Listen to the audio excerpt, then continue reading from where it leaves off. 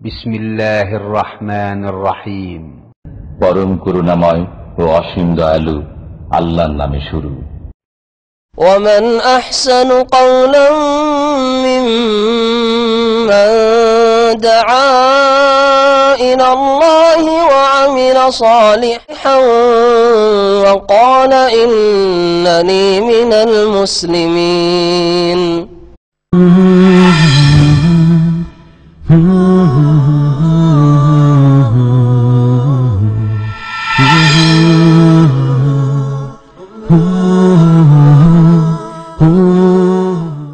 السلام عليكم ورحمة الله وبركاته. إن الحمد لله نحمده ونستعينه ونستغفره ونعوذ بالله من شرور أنفسنا ومن سيئات أعمالنا من يهده الله فلا مضل له ومن يضلل فلا هادي له وأشهد أن لا إله إلا الله وحده لا شريك له وأشهد أن محمدا عبده ورسوله صلى الله تعالى عليه وعلى آله وصحبه وسلم تسليما كثيرا. يا أيها الذين آمنوا اتقوا الله حق تقاته ولا تموتن إلا وأنتم مسلمون. يا أيها الناس اتقوا ربكم الذي خلقكم من نفس واحدة وخلق منها زوجها وبث منهما رجالا كثيرا ونساء واتقوا الله الذي تساءلون به والأرحام إن الله كان عليكم رقيبا. يا أيها الذين آمنوا اتقوا الله وقولوا قولا سديدا يصلح لكم أعمالكم ويغفر لكم ذنوبكم ومن يطع الله ورسوله فقد فاز فوزا عظيما. أما بعد فإن خير الحديث كتاب الله وخير الهدي هدي محمد صلى الله عليه وسلم وشر الأمور محدثاتها وكل محدثة بدعة وكل بدعة ضلالة وكل ضلالة في النار. أعوذ بالله من الشيطان الرجيم. أئفكا آلهة دون الله تريدون فما ظنكم برب العالمين. সম্মানিত ভাতৃমণ্ডলী এবং পর্দার আড়ালের মা এবং বোনেরা, আজকে এখানে ইসলামিক সেন্টার দাম্মামের পক্ষ থেকে যে মাসিক সম্মিলন এই গেজাজের এই জামে মসজিদে, এতে আমাদের সময় খুব অল্প। আমি যে বিষয়ে আলোচনা করতে চাইছি, আল্লাহ পাকের প্রশংসা এবং সালাতু সালাম নবী করিম সাল্লাল্লাহু আলাইহি সাল্লামের আমরা পেশ করেছি সুন্নতি খুতবায়, সুতরাং বারবার বাংলায় সেটাকে রিপিট করার কোনো প্রয়োজনও করে না। আল্লাহ পাক রব্বুল আলামিনের হামদ ও সানা প্রশংসা সব সময় আমাদের অন্তরে রয়েছে, আমাদের জবানে রয়েছে, আমাদের কাজকর্মে থাকা আবশ্যক। আল্লাহ পাক যেন তার তৌফিক দান করেন এবং রাসূলুল্লাহ সাল্লাল্লাহু আলাইহি সাল্লামকে সত্যিকার অর্থে ভালোবাসার তৌফিক দান করেন এবং তার যেসব হক রয়েছে, প্রাপ্য রয়েছে, সেগুলি সুন্দরভাবে আদায় করে আল্লাহ পাক তৌফিক দান করেন। আলোচনার বিষয়বস্তু হচ্ছে আল্লাহ সম্পর্কে সুধারণা। আল্লাহ সম্পর্কে সুধারণা এটি একটি এমন বিষয় যে বিষয় সম্পর্কে হয়তো আপনারা শোনেননি, আর এই বিষয়টা অনেকের মগজে মস্তিষ্কে নেই যে আল্লাহ সম্পর্কে সুধারণাও একটি গুরুত্বপূর্ণ অন্তরের ইবাদত। আল্লাহ সম্পর্কে ভালো ধারণা রাখা এটি যেমন তেমন কথা না, একটি অন্তরের ইবাদত, সবচাইতে উত্তম ইবাদত আর সবচাইতে গুরুত্বপূর্ণ ইবাদত হচ্ছে হৃদয়ের ইবাদত, কলবের ইবাদত। আর কলবের ইবাদত ঠিক হওয়ার পরেই তখন জবানের ইবাদত কার্যকরী হবে, আপনার কাজে আসবে। তারপরে আপনার অঙ্গ প্রত্যঙ্গের ইবাদত, আপনার ধন সম্পদের ইবাদত কাজে আসবে। আশা করি আমার কথায় বুঝতে পারছেন যে কিছু ইবাদত তাহলে কলবের আছে, অন্তর দিয়ে হয়, কিছু ইবাদত আছে যেগুলি জবান দিয়ে, আপনার কথা দিয়ে হয়, কিছু ইবাদত বন্দিগি আছে যেগুলি হাত পা অঙ্গ প্রত্যঙ্গ শরীরের বিভিন্ন যে পার্টস রয়েছে সেগুলি দিয়ে হয়, কিছু ইবাদত আছে ধন সম্পদ দিয়ে হয়। ঠিক কিনা?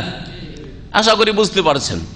এখন এগুলোকে প্রত্যেকটা বুঝবেন কোনগুলি আপনার অঙ্গ প্রত্যঙ্গের ইবাদত, কোনগুলি আপনার জবানের ইবাদত। সুবহানাল্লাহ, আলহামদুলিল্লাহ, লা ইলাহা ইল্লাল্লাহ, তাসবিহ, তাহলিল, জিকির, কোরআন তেলাওয়াত, ফরজ, সুন্নাত, নফল, মেলা কিছু বাচনিক ইবাদত রয়েছে। শারীরিক ইবাদত, রুকু, সিজদা, বৈঠক, নামাজে দাঁড়াচ্ছেন ইত্যাদি, ভালো কাজের জন্য যাচ্ছেন, চলছেন, ফিরছেন, ভালো জিনিস ধরছেন, মন্দ থেকে নিজেকে বাঁচিয়ে রাখছেন, ইতিবাচক নেতিবাচক ইবাদত। এগুলি হচ্ছে অঙ্গ প্রত্যঙ্গের ইবাদত। ধন সম্পদ দিয়ে হজের ইবাদত, উমরার ইবাদত, জাকাতের ইবাদত, দান খায়রের ইবাদত, মসজিদ নির্মাণের ইবাদত, এতিমখানা তৈরি করার ইবাদত, আল্লাহ রাস্তায় দিন প্রচারের জন্য খরচ করার ইবাদত, বাপ মায়ের জন্য খরচ করার ইবাদত, আর্থিক ইবাদত। অন্তরের ইবাদত সবচেয়ে বড় ইবাদত শুরুই হয় অন্তরের ইবাদত দিয়ে। সেটা হচ্ছে ঈমান বিল্লাহ, আল্লাহর প্রতি বিশ্বাস স্থাপন করা। মানুষ বিশ্বাস করে জবান দিয়ে, না হাত পা দিয়ে, না পয়সা দিয়ে, না অন্য কিছু দিয়ে, অন্তর দিয়ে। আর ঈমান বিল্লাহ, আল্লাহর প্রতি ঈমান যদি না থাকে তাহলে আপনার জবানের লা ইলাহা ইল্লাল্লাহ পড়াও কাজে আসবে না, আর সুবহানাল্লাহ আলহামদুলিল্লাহ করাও কাজে আসবে না, আর সূরা ফাতিহা পড়াও কাজে আসবে না, আর আপনার অঙ্গ প্রত্যঙ্গের ইবাদত রুকু সিজদাও কাজে আসবে না, আপনার ধন সম্পদের ইবাদতও কাজে আসবে না। আল্লাহর প্রতি যদি বিশ্বাস না থাকে এবং তার সাথে সাথে ঈমানের যে মোট 6টি স্তম্ভ রয়েছে আর তার সাথে সম্পর্কিত যতগুলি বিষয় রয়েছে ঈমানের বিশ্বাসের বিষয়, সবগুলির জায়গা হচ্ছে, ক্ষেত্র হচ্ছে অন্তর। অন্তর দিয়ে বিশ্বাস করা হয় আল্লাহ একক, আল্লাহর অস্তিত্ব আছে, আল্লাহ তার কাজে এক, আল্লাহ পাক রব্বুল আলামিন তার নাম গুণে এক, আল্লাহ পাক রব্বুল আলামিন তার ইবাদত বন্দেগীতে এক। পরকালের প্রতি বিশ্বাস, পরকালের যতগুলি স্তর রয়েছে, মত থেকে শুরু করে জান্নাত জাহান্নাম পর্যন্ত সবগুলি বিশ্বাস করা অন্তরের কাজ, ঠিক কিনা? ঠিক তেমনি আল্লাহ সম্পর্কে সুধারণা রাখা, ভালো ধারণা রাখা, এটি অন্তরের ইবাদত। মানুষ ভালো ধারণা রাখে কি দিয়ে? মুখে না অন্তরে? আপনার ভালো ধারণা আছে যে আমার আব্বা আমার কখনো অমঙ্গল চাননি, সবসময় আমার সার্বিক কল্যাণ চেয়েছেন, এটা আপনার মনে বসে আছে। আপনার মা কখনো আপনার অথবা আপনার স্ত্রীর, আপনার ছেলে মেয়ের অকল্যাণ চাননি, এই যে সুধারণা আপনার মা সম্পর্কে, এটা অন্তরে বসে আছে, অন্তরের কথা, তাই না? আপনার কফিল আপনার সম্পর্কে হিতাকাঙ্ক্ষী, আপনার কখনো অনিষ্ট চাইনি, এই যে সুধারণা, এটা আপনার অন্তরে বিশ্বাস, অন্তরের কাজ। তো আমরা মানুষ সম্পর্কে সুধারণা রাখি অনেকের ক্ষেত্রে, আর অনেকের ক্ষেত্রে আমাদের কি এর বিপরীত ধারণা রয়েছে যে এ আমার সব সময় অমঙ্গল করে, এর দ্বারা আমার ক্ষয়ক্ষতি হয়ে থাকে, এর দ্বারা আমার হয়তো ভালো হবে না, আগামীর জন্য হয়তো ভাবছেন, সন্দেহ করছেন বা সংশয় চিন্তায় দুশ্চিন্তায় আছেন ইত্যাদি। তাহলে সুধারণা আর কুধারণা দুটো জিনিস আছে, হুসনুজান আর সুউজান, ভালো ধারণা আর মন্দ ধারণা। আল্লাহ পাক সম্পর্কেও হয়ে থাকে এই দুটো। কিছু মানুষ আল্লাহ সম্পর্কে সুধারণা রাখে, কিছু মানুষ আছে আল্লাহ সম্পর্কে কুধারণা রাখে। আর এই রকমই মানুষ সম্পর্কে আপনি সুধারণা রাখেন কারো সম্পর্কে আপনি কুধারণা রাখেন। আল্লাহ সম্পর্কে সুধারণা রাখা, এটা আপনার অন্তরের ইবাদত, এটা অত্যন্ত জরুরি বিষয়। আপনি যত সুন্দর, যত ভালো ধারণা আপনি আল্লাহ সম্পর্কে রাখবেন, তত ভালো আপনি আল্লাহর পক্ষ থেকে পাবেন। এটা কথা আপনার অন্তরে এমন ভাবে বসে থাকতে হবে যেমন আল্লাহর অস্তিত্বের প্রতি বিশ্বাস রয়েছে আপনার, আল্লাহর তৌহিদের প্রতি বিশ্বাস রয়েছে আপনার, হ্যাঁ, আল্লাহ পাকের দ্বীন মনোনীত ইসলাম এর প্রতি বিশ্বাস রয়েছে, মুহাম্মদ রাসূলুল্লাহ আল্লাহ পাকের শেষ রাসূল এ কথার প্রতি যেমন বিশ্বাস রয়েছে, তেমনি আপনার বিশ্বাস হইতে হবে যে আল্লাহ পাক রব্বুল আলামিন আমার অমঙ্গল করবেন না, আল্লাহ আমার সর্বদাই কি করবেন? মঙ্গল করবেন। আল্লাহ আমার ভালোই করবেন, কখনো খারাপ করবেন না। যদি আমার জীবনে কোন রকমের ক্ষয়ক্ষতি আসে, বিপর্যয় আসে, তাতেও আল্লাহ আমার অমঙ্গল করতে চাননি বা করেননি। হয় আমি অত্যাচার করেছি, জুলুম করেছি, আর না হলে এই সব অনিষ্টে আমার পরীক্ষা রয়েছে, অথবা এতে এমন কিছু রহস্য রয়েছে যেটা আমার জন্য কল্যাণকর, যা আল্লাহ জানেন আমি জানি না। সুধারণা সুখের সময় সুধারণা হয়ে থাকে, কিন্তু যখন মানুষ দুঃখের সময় পড়ে, বালা মুসিবতে পড়ে, বিপদ আপদের সম্মুখীন হয়, তখন অনেকের মুসলিমদের কুধারণা হয়ে থাকে যে আল্লাহ এরকম করে দিল, আমার ভাগ্যটা এত খারাপ হয়ে গেল, আমার এই হয়ে গেল, সেই হয়ে গেল। এখানে একটা বড় পরীক্ষা রয়েছে।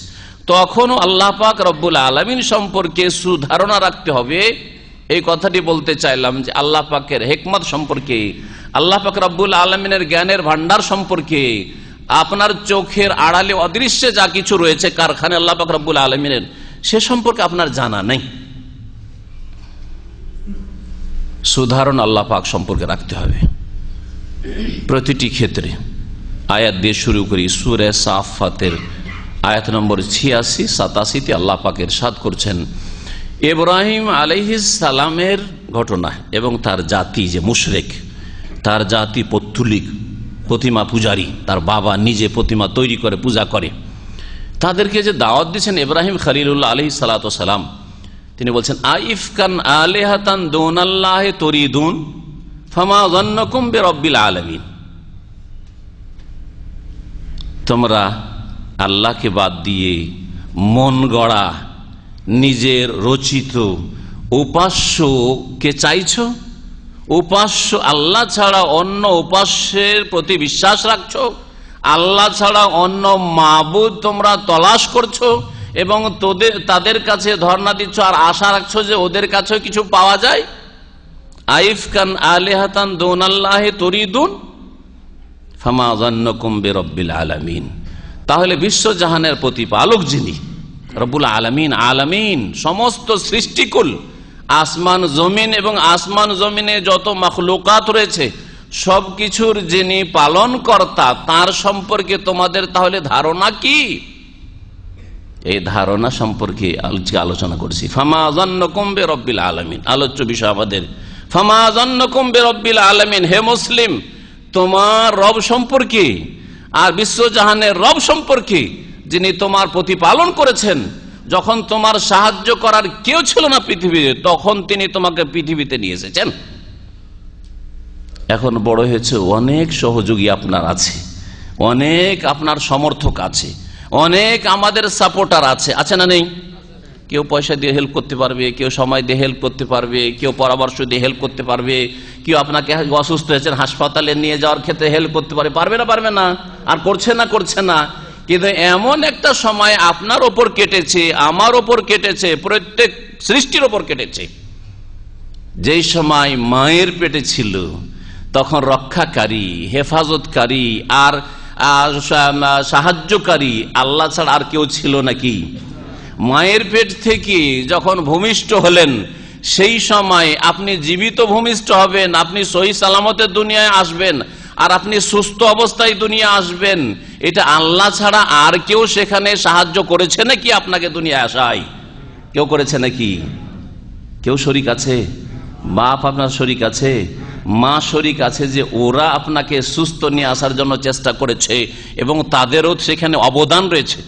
চেষ্টা করুক যে ভালোভাবে ইজি ডেলিভারি হোক, কিন্তু তাদের ক্ষমতা আছে যে এখানে আমার ছেলেটাকে সহি সালামত রাখার জন্য আমাদেরও এহসান আছে, অবদান আছে। এরকম ক্ষমতা আছে? বাপের আছে, মায়ের আছে। থাকলে পয়সাওয়ালাদের ছেলে মেয়েরা মরতো না, আর পয়সাওয়ালারা নিঃসন্তান থাকতো না, ঠিক কিনা? বের করে নিয়ে চলে আসতো সহি সালামত, মরতেই দিত না। তারপরে যখন আপনি কিছু বলতেও পারেন না, চাইতেও পারেন না, বেশি নড়াচড়াও করতে পারেন না, সেই সময় আল্লাহ পাক খাদ্যের ব্যবস্থা করেছেন আপনার জন্য, পানীয়র ব্যবস্থা করেছেন, মায়ের বুকে আল্লাহ পাক আপনার রিজিক দিয়েছেন, তখন আল্লাহ ছাড়াও কি আর কারো সাহায্য সেখানে শরীক আছে নাকি? তাহলে চিন্তা করুন, যখন আপনি অসহায় ছিলেন, যখন আপনার কেউ সাহায্য করার মতো ক্ষমতা রাখতো না, সেই সময় আল্লাহ আপনার হেফাজত করেছেন। তাহলে এখন তো আপনি দৌড় দিতে পারেন, ঝাঁপ দিতে পারেন, নিজেই অনেক মেহনত করতে পারেন, নিজের তদবির নিজেই করতে পারেন। সেই সময় সামান্য কেউ সহযোগিতা করলে তাদের গুণগান করেন, তাদের শুকরিয়া আদায় করেন, তাদেরকে ধন্যবাদ বলেন। আল্লাহ পাকের শুকরিয়া কোথায়? আল্লাহ পাক সম্পর্কে সুধারণা কোথায়? চিন্তা করুন আপনি। হাল আতা আলাল ইনসান হিনুম মিনাদ দাহরি লাম ইয়াকুন শাইয়্যাম মাযকুরা। এমন একটা সময় কি মানুষের উপর আসে নাই? হ্যাঁ, যেই সময় কোন উল্লেখযোগ্য কিছুই ছিল না, তোমার অস্তিত্বই ছিল না, অস্তিত্বহীন ছিলে, তুমি নিস্ত নাবুদ ছিলে। তোমাকে আল্লাহ পাক রব্বুল আলামিন অস্তিত্ব দান করলেন, তোমার পৃথিবীতে ওজুদ অস্তিত্ব আসলো, তোমাকে না থেকে হ্যাঁ নিয়ে আসলেন, তখন তো কেউ সাহায্য করার ছিল না। তো তার সম্পর্কে কেন কুধারণা হবে যে এখন আপনি বড় হয়েছেন আর বালা মুসিবতে পড়ছেন অথবা দুঃখে পড়ছেন, মনের আশা পূরণ হচ্ছে না, আল্লাহ আমার ভালো করলো না, আল্লাহ কখনো আমার ভালো হইল না, আল্লাহ করলো না যদি না বলেন তো এই কথা বলছেন, আল্লাহ আমার কখনো ভালো হইল না, কখনো সুখ শান্তি পেলাম না, কখনো আমার দুঃখ ছুটলো না, এই কথাগুলি কার উপর দোষ চাপাচ্ছেন? আল্লাহর উপর। আল্লাহ সম্পর্কে কুধারণা পোষণ করছেন আপনি। আলোচনা খুব লম্বা, কিন্তু লম্বা করব না। দুটি কথা দিয়ে শুরু করি, সুধারণাকে আর কুধারণাকে। আল্লাহ পাক রব্বুল আলামিনের তৌহিদ প্রতিষ্ঠা করা হচ্ছে আল্লাহ সম্পর্কে সুধারণা, আর আল্লাহর সাথে কোন ক্ষেত্রে শিরক করা হচ্ছে আল্লাহ সম্পর্কে কুধারণা। রাসূলুল্লাহ সাল্লাল্লাহু আলাইহি সাল্লাম আল্লাহর মনোনীত দ্বীন ইসলামকে পূর্ণতা দান করে দুনিয়া থেকে বিদায় নিয়েছেন, তার মাধ্যমে আল্লাহ পাক দ্বীনকে কমপ্লিট করেছেন, কামিল করেছেন। এটা রাসূলুল্লাহ সাল্লাল্লাহু আলাইহি ওয়াসাল্লাম সম্পর্কে সুধারণা।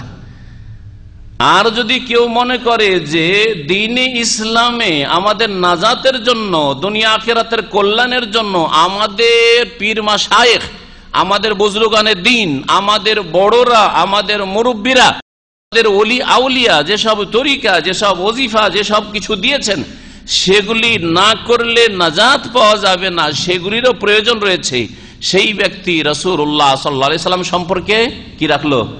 কুধারণা রাখলো। আমার কথা আশা করি বুঝতে পারছেন না? পারছেন না? শিরক করা তাহলে আল্লাহ সম্পর্কে সবচেয়ে বড় কুধারণা। আর তৌহিদ প্রতিষ্ঠা করা, আল্লাহর একত্বে কোন রকমের শিরকের গন্ধ না থাকা, এটা হচ্ছে আল্লাহ সম্পর্কে সবচেয়ে বড় সুধারণা। রাসূলুল্লাহ সাল্লাল্লাহু আলাইহি সাল্লামের দ্বীন তিনি নিজেই কমপ্লিট করেছেন আল্লাহর পক্ষ থেকে নিয়ে এসে। এটা হচ্ছে রাসূলুল্লাহ সাল্লাল্লাহু আলাইহি সাল্লামের সম্পর্কে সবচেয়ে ভালো সুধারণা। আর যদি মনে করেন যে বিদাতে হাসানাও আছে, ভালো কিছু কাজ আছে যেগুলি করা প্রয়োজন, যদিও নবীর জামানায় ছিল না, যদিও খোলাফায়ে রাশেদিন করেনি, যদিও সাহাবায়ে কেরাম করেননি, কিন্তু কাজগুলি তো ভালোই, মন্দ কি এতে করলাম? তাহলে আপনি রাসূলুল্লাহ সাল্লাল্লাহু আলাইহি ওয়াসাল্লাম সম্পর্কে সুধারণা রাখলেন না। কেমন করে? যখন আল্লাহ পাক রব্বুল আলামিনের কাছে কিছু জিনিস না চেয়ে আপনি অন্যের কাছে চাইতে যাচ্ছেন, অথবা অন্য সম্পর্কে ধারণা রাখছেন যে বড় ধরনের বালা মুসিবত আসলে, রোগ হলে ওলি আউলিয়া গৌস কুতুবরা রোগ ভালো করতে পারে, মনস্কামনা পূরণ করতে পারে। হ্যাঁ, ঠিক না? অমুক মাজার শরীফে গেলে এই হাসিল হয়েছে, অমুকের হয়েছে, আমারও হইতে পারে, ছেলে মেয়ে হয় না, সুতরাং যাই মাজারে যে একটা চাদর চড়িয়ে আসি, অনেকে নাকি পাই, তো ওখানে গেলে পাবো। এইরকম কাজগুলি, এগুলি শিরক কিনা? শিরক। এটা আল্লাহ সম্পর্কে কুধারণা কিনা? কিভাবে কুধারণা হইল? যে আল্লাহ তোমার কাছে তো দোয়া করলাম, আপনি মুখে বলেন আর না বলেন আপনার অবস্থা বলছে এই কুধারণার কথা, জবানে এই কথা হয়তো বলছেন না, কিন্তু আপনার লাইফ বলছে যে আল্লাহর কাছে চাইলাম কিন্তু পাওয়া তো যায় না, 10 বছর হয়ে গেল, বিয়ে শাদী, এক ছেলে মেয়ে হইল না, রোগ অনেক দিনের রোগ ভালো হচ্ছে না, দেখ না, এই বালা মুসিবত দূর হচ্ছে না, বালা মুসিবতে ছুটছে না, সুতরাং যাই আল্লাহর ওলির কাছে যাই, তাহলে তাদের কাছে পাওয়া যাবে। আল্লাহ সম্পর্কে উদাহরণ হলো না? হ্যাঁ, যদি আপনার সরাসরি আপনার বসের কাছে যাওয়ার, কফিলের কাছে যাওয়ার সুযোগ থাকে, বলছে যে কোনো প্রবলেম হয় আমার কাছে সোজা আসবি, তারপরে যদি ভাবেন যে না না না এত বড় মানুষের কাছে, কফিলের কাছে গিয়ে কথা বলা, আর তারপরে শোনে কি শোনে না, যাই গিয়ে ওনার সেক্রেটারিকে বলি, হ্যাঁ, বা যাই গিয়ে আমার যে ফোরম্যান আছে, সুপারভাইজার আছে, ওখানে গিয়ে বলি, ও ভালো করে বেশি করে সুপারিশ করবে, তখন আমার মনের আশাটা যেটা চাইছি কফিলের কাছ থেকে সেটা ভালোভাবে পুরো হবে। তাহলে কফিল সম্পর্কে সুধারণা না কুধারণা? বুঝতে পারছেন, তাই না? আল্লাহ পাক রব্বুল আলামিন তার সম্পর্কে কি বলছেন? তিনি দূরে না কাছে? আল্লাহ বলছেন ওয়াইজা সাআলাকা ইবাদি আন্নী ফাইন্নী করিবুন। করিব মানে কি? নিকটে। আল্লাহ বলছেন আমার বান্দার আমার সম্পর্কে যদি জিজ্ঞাসা করে নবী তোমাকে যে আমি দূরে না কাছে বান্দার, যে কোনো বান্দার সম্পর্কে আল্লাহ বলছেন, সাধারণ হোক আর অসাধারণ হোক, খাস হোক আর আম হোক, যে কোনো মুসলিম সম্পর্কে, যে কোনো মানুষ সম্পর্কে আল্লাহ বলছেন, যদি আমার সম্পর্কে জিজ্ঞেস করে যে আল্লাহকে জোরে ডাকবো না আস্তে ডাকবো, কেমন করে পাবো, কাছে না দূরে, তখন আল্লাহ বলছেন বলে দাও ফাইন্নী করিবুন, আমি কাছে। যিনি কাছে নিজেকে বলছেন আল্লাহ পাক রব্বুল আলামিন, তাকে না ডেকে আপনি অন্যকে ভায়া ধরছেন। দুটা তরিকা, একটা তরিকা আছে অন্যকে ডাকছেন যে উনি নিয়ে দেবেন আল্লাহর কাছে, গৌস কুতুব ওলি আউলিয়ারা, খাজা বাবা অথবা গৌসুল আজম জিলানি অথবা শাহজালাল নিয়ে দেবেন, আর না হইলে আল্লাহ দেবেন, আল্লাহর কাছে চাইছি কিন্তু ওসিলা ধরে, কারণ সরাসরি চেয়ে ওইভাবে পাওয়া যাবে না, যেভাবে মাধ্যম ধরে ভায়া দিয়ে পাওয়া যাবে। আল্লাহ সম্পর্কে এটি হচ্ছে কি উদাহরণ, সুধারণ নয়। জি, আল্লাহ পাক রব্বুল আলমিনের তৌহিদ প্রতিষ্ঠা করা, এটা হচ্ছে সবচেয়ে বেশি সুধারণা। এটাকে আরো স্পষ্ট করার জন্য আর একটা উদাহরণ দিই। যদি 1 মিনিটের জন্য ধৈর্য না হয় যে আল্লাহ রাব্বুল আলামিনও বান্দা চাইলে তিনি দেন, আর যারা গৌস কুতুব ওলি আউলিয়া রয়েছে তারাও দিতে পারেন, এটা শিরকি আকীদা, বাতিল আকীদা। কিন্তু সাপোজ ধৈর্য নেন বলে, আমাদের দেশে কথা আছে না, ধরে নেন এইরকম, আসলে হবে না কিন্তু ধৈর্য নেন, ধরে নেন যে এইরকম, তাহলে আল্লাহ বেশি দিতে পারে না জিলানি বেশি দিতে পারে? আল্লাহ বেশি দিতে পারেন না রাসূলুল্লাহ বেশি দিতে পারেন? ধরেই নেন যে আল্লাহ ছাড়া কেউ দিতে পারেন, যদি ধরেই নেন তাহলে কে বেশি দিতে পারেন? সন্দেহ আছে নাকি যে না আল্লাহ ছাড়া আল্লাহর বান্দাও বেশি দিতে পারে? হ্যাঁ, বড় বড় বুজুর্গানের দিন বেশি দিতে পারে, তারা আপনার মতো বড় শিরকারী আর কেউ নেই। তাহলে আপনি চিন্তা করেন, আল্লাহকে বাদ দিয়ে আল্লাহর দাস, আল্লাহর বান্দা, আল্লাহর গোলামদের কাছে চাইছেন, তাহলে এটা আল্লাহ সম্পর্কে উদাহরণ না যে সরাসরি আল্লাহর কাছে চাইলে পাওয়া যাচ্ছে না। রাসূলুল্লাহ সাল্লাল্লাহু আলাইহি ওয়াসাল্লাম দিন ইসলাম কমপ্লিট করে গেছেন, এটা কোরআনে কারীম আছে না নেই? আলিয়ামা আকমালতু লাকুম দীনাকুম, আজকে তোমাদের দিনকে তোমাদের জন্য কমপ্লিট করে দিলাম। নবী মুহাম্মদ রাসূলুল্লাহ সাল্লাল্লাহু আলাইহি ওয়াসাল্লামের উপর আরাফার দিনে বিদায় হজে নাজিল হচ্ছে, ঠিক কিনা?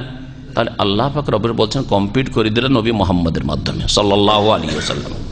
আর আপনি যদি মনে করেন যে বিদাতে হাসানা, বুজুর্গানে দিন আর আজে সব তরিকা করেছে, এসব যদি তরিকা যদি না করা যায়, ধরা না যায়, তাহলে নাজাত পাওয়া যাবে না।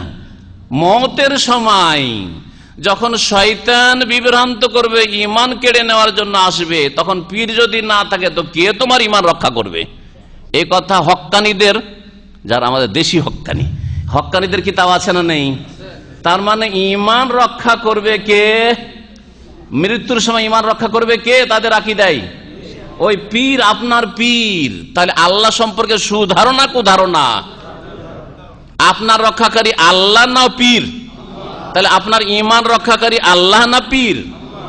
তাহলে এই কথা যে পীরদের কিতাবে আছে যে আপনি যে পীর ধরবেন না, তো মওতের সময় শয়তান এসে যখন আপনার ঈমান কেড়ে নেওয়ার চেষ্টা করবে, তখন কে বাঁচাবে আপনাকে? সুতরাং পীর ধরা ফরজ, বুঝা গেছে এবারে? জি, আল্লাহ সম্পর্কে সুয়েজান কুধারণা যে আল্লাহ তুমি ঈমান রক্ষা করবে না, অথবা তুমি ঈমান রক্ষা করতে পারবে না, সুতরাং আমাকে ওলিয়া উলিয়া কাউকে একটা গোস কুতুব ধরতেই হবে, একটা পীর ধরতে হবে, না হলে আমার নাজাত নেই। কুধারণা। এই দুটি কথা, শিরক আর বিদআত, দুটি হচ্ছে সবচেয়ে বড় কুধারণা আল্লাহ পাক সম্পর্কে। আর সবচেয়ে বড় আর সবচেয়ে ভালো সুধারণা আল্লাহ সম্পর্কে আল্লাহর তৌহিদ প্রতিষ্ঠা করা, আর রাসূলুল্লাহ সাল্লাল্লাহু আলাইহি ওয়াসাল্লামের তরিকায় জীবনের প্রতিটি ক্ষেত্রে রাসূলুল্লাহ সাল্লাল্লাহু আলাইহি ওয়াসাল্লামের তরিকায় চলার চেষ্টা করা। আমার নামাজ হবে রসুলের মতো, আমার রোজা হবে রসুলের মতো, আমার হজ যাকাত হবে রসুলের মতো, আমার আখলাক চরিত্র হবে রসুলের মতো, আমার বিবির পর্দা হবে রসুলের বিবিদের মতো, রসুলের মেয়েদের মতো সাল্লাল্লাহু আলাইহি ওয়াসাল্লাম, ইত্যাদি ইত্যাদি। আমার রুজি রোজগার হবে রসুলের তরিকায়, হালাল রুজি হবে, আমার পারিবারিক জীবন হবে রাসূলুল্লাহ সাল্লাল্লাহু আলাইহি ওয়াসাল্লামের তরিকায়, আমার সাথী সঙ্গীদের সাথে আচার আচরণ চলাফেরা হবে রাসূলুল্লাহ সাল্লাল্লাহু আলাইহি ওয়াসাল্লামের তরিকায়, আমার নফল ইবাদত হবে রসুলের তরিকায়, আমার ফরজ ইবাদত হবে রসুলের তরিকায়, আমার ওজিফা হবে রসুলের দেওয়া ওজিফা, বুজুর্গানের দিনের দেওয়া ওজিফা, এই হবে না। এটা হচ্ছে রাসূলুল্লাহ সাল্লাল্লাহু আলাইহি ওয়াসাল্লাম সম্পর্কে এই সুধারণের বিষয়টি অত্যন্ত ব্যাপক, বিভিন্ন ক্ষেত্রে। নবী করিম সাল্লাল্লাহু আলাইহি ওয়াসাল্লামের হাদিস শোনাই, এই আয়াতের পরে আল্লাহ পাক ইরশাদ করছেন, যদি হাদিসে থাকে আল্লাহ পাক ইরশাদ করছেন, ওই হাদিসকে মুহাদ্দিসিনদের ভাষায় কি বলা হয়? হাদিসে কুদসি, মুত্তাফাকুন আলাইহি, বুখারী মুসলিমের হাদিস।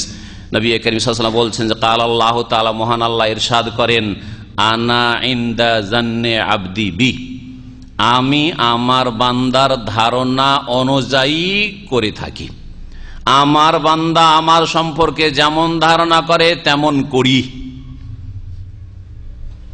অতিরিক্ত কোন রেওয়ায়েতে রয়েছে ফালিয়াজুন্নাবি মা শাআ, সুতরাং আমার সম্পর্কে যেমন তার ইচ্ছা এখন ধারণা রাখুক। এখন আল্লাহ সম্পর্কে আপনার যেমন ইচ্ছা তেমন ধারণা রাখেন। আপনার যদি ভালো ধারণা রাখা ভালো লাগে তো ভালো রাখুন, আর মন্দ ধারণা রাখা যদি আপনাকে পছন্দ লাগে সেটাই করুন। কিন্তু আপনি যেমন আল্লাহ সম্পর্কে ধারণা রাখবেন তেমন আল্লাহ পাক রব্বুল আলামিন করবেন।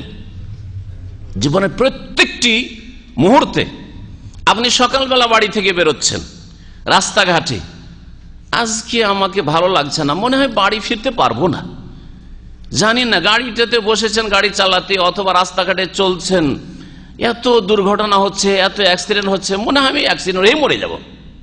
এটা আল্লাহ সম্পর্কে সুধারণা না কুধারণা? কুধারণা, এটা কুধারণা। আর যদি আপনি সকালবেলা বাড়ি থেকে বেরোচ্ছেন, সে নিজে ড্রাইভিং করেন অথবা আপনি রাস্তাঘাটে চলেন, আল্লাহ পাক রব্বুল আলামিনের নাম নিয়ে ফজরের নামাজ পড়েছি, নেকি দিয়ে আমার দিন শুরু করেছি, নেকি দিয়ে আমি আমার দিন শেষ করি, ফজরের নামাজ দিয়ে আমি শুরু করেছি, আমার দিন শুরু করেছি, আর এশার নামাজ পড়ে আমি নেকির অবস্থায় আমি আমার দিন শেষ করেছি। আবার আল্লাহ পাক যদি জাগার তৌফিক দান করেন, মত যদি না আসে তো আবার জাগবো, আল্লাহ পাকের শুকরিয়া আদায় করো ফজর নামাজ উঠে যে আল্লাহ তুমি আবার একটা দিন সুযোগ দিয়েছো। এইরকম জিন্দগি কাটিয়ে আল্লাহর কাছে সুধারণা রাখছেন যে আল্লাহর রাস্তায় রুজি তলাশের জন্য বেরিয়েছি, আল্লাহ আমার জন্য অমঙ্গল করবেন না, আল্লাহ আমার হেফাজত করবেন। আমি আমার স্ত্রীকে ছেড়ে এসেছি বাংলাদেশে, আমার ছেলে মেয়েকে ছেড়ে এসেছি অনেক দূরে, আল্লাহ পাক তাদেরকে অসহায় ছেড়ে দেবেন না, তাদের হেফাজতকারী আল্লাহ পাক রব্বুল আলামিন। এটা সুধারণা কিনা? কিন্তু যদি আপনি এইরকম ধারণা রাখেন, বিয়ে শাদী করে রেখে এসছি, আর 1 বছর 2 বছর 3 বছর যেতে পারছি না, জানি না আমার স্ত্রী কি যে করে, উদাহরণস্বরূপ বুঝাবার জন্য বলছি, জানি না আমার ছেলে মেয়েগুলি স্কুলে যাচ্ছে, সহি সালামত ফিরতে পারে কি না পারে, ফিতনার দেশ, মারামারির দেশ, কিডন্যাপ হচ্ছে, কত দুর্ঘটনা ঘটছে, কি যে হয় ছেলে মেয়ের, সবসময় নেগেটিভ কথা চিন্তা করছেন, তাহলে আল্লাহ সম্পর্কে সুধারণা না কুধারণা? কুধারণা, ঠিক না?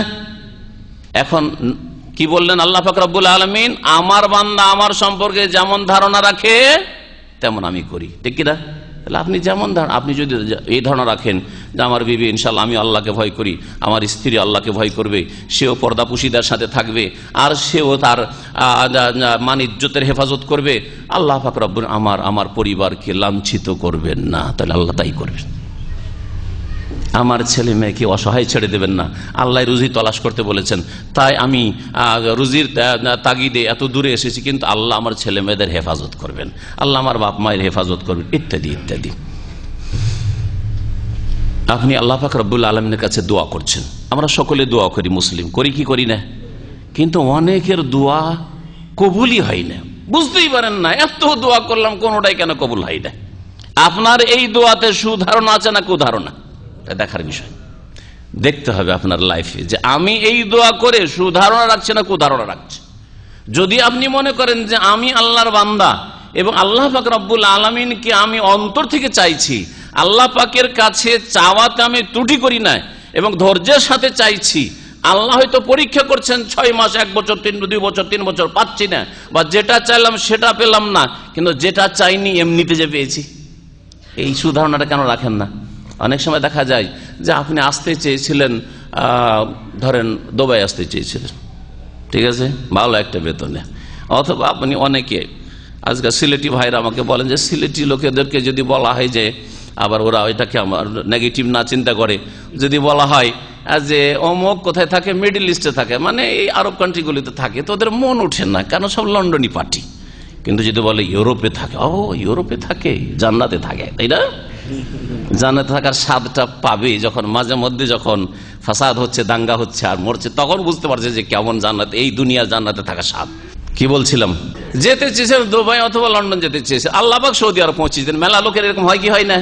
অনেকের হয়েছে, এসে বলেছে যে শেখ আমার তো ইচ্ছা ছিল যে আমি তো লন্ডন যাব বা কানাডা যাব, কিন্তু আল্লাহ পাক সৌদি আরব পৌঁছে দিচ্ছেন। ঠিক কিনা? আল্লাহ সম্পর্কে সুধারণা রাখবেন যে আল্লাহ পাক রব্বুল আলামিন সব সময় যেটা হচ্ছে, আমি যেটা চেয়েছিলাম সেটা তো আমার হয়তো কল্যাণ নেই। ওখানে গেলে আমি ঈমান হারিয়ে দিতাম, চরিত্র নষ্ট করে ফেলতাম, আমি মদে ডুবে যেতাম, আমি ব্যভিচারে ডুবে যেতাম, আমার দুনিয়া আখিরাত সব ধ্বংস হয়ে যেত। আল্লাহ পাক রব্বুল আমাকে বরকতের জিন্দেগি দান করেছেন, ঠিক না? অনেক বড় স্যালারি ছুটে গেছে। আর একটা উদাহরণ দিচ্ছি, বড় অঙ্কের স্যালারি একটা চাকরি অন্য দেশে ছিল, অফার ছিল, কিন্তু সেটা ছুটে গেছে। সৌদি আরব এসেছেন, সৌদি আরব আসার পরে আপনি এখানে সহি আকীদা পেয়েছেন, রাসূলের সুন্নতি তরিকা পেয়েছেন, ইসলামী সেন্টারে শিখার সুযোগ পেয়েছেন, ফাঁকে ফাঁকে আপনি ডিউটির, এই সুযোগটা পৃথিবীর কোনো দেশে নেই। এই সুযোগটা পৃথিবীর কোনো দেশে নেই। এখানে আমাদেরকে বা আমাদের মতো যেসব দিনী ভাইরা 200-র বেশি বাংলা দায়ী সৌদি আরবের বিভিন্ন শহর রয়েছে। যে কোনো শহরে থাকেন না কেন, ভালো একজন আলেম মদিনা পাস এবং ভালো এলেম রাখে, যে কোনো শহরে পাচ্ছেন। অন্য দেশে কুয়েতি অথবা দুবাই, মুসলিম দেশ তারপরেও, আর অন্য দেশে গেলে তো কি অবস্থা। জি, এসব দেশে গেলে লোকেরা 500 কিলোমিটার, 700 কিলোমিটার, 1000 কিলোমিটার দূর থেকে ছুটে আসে।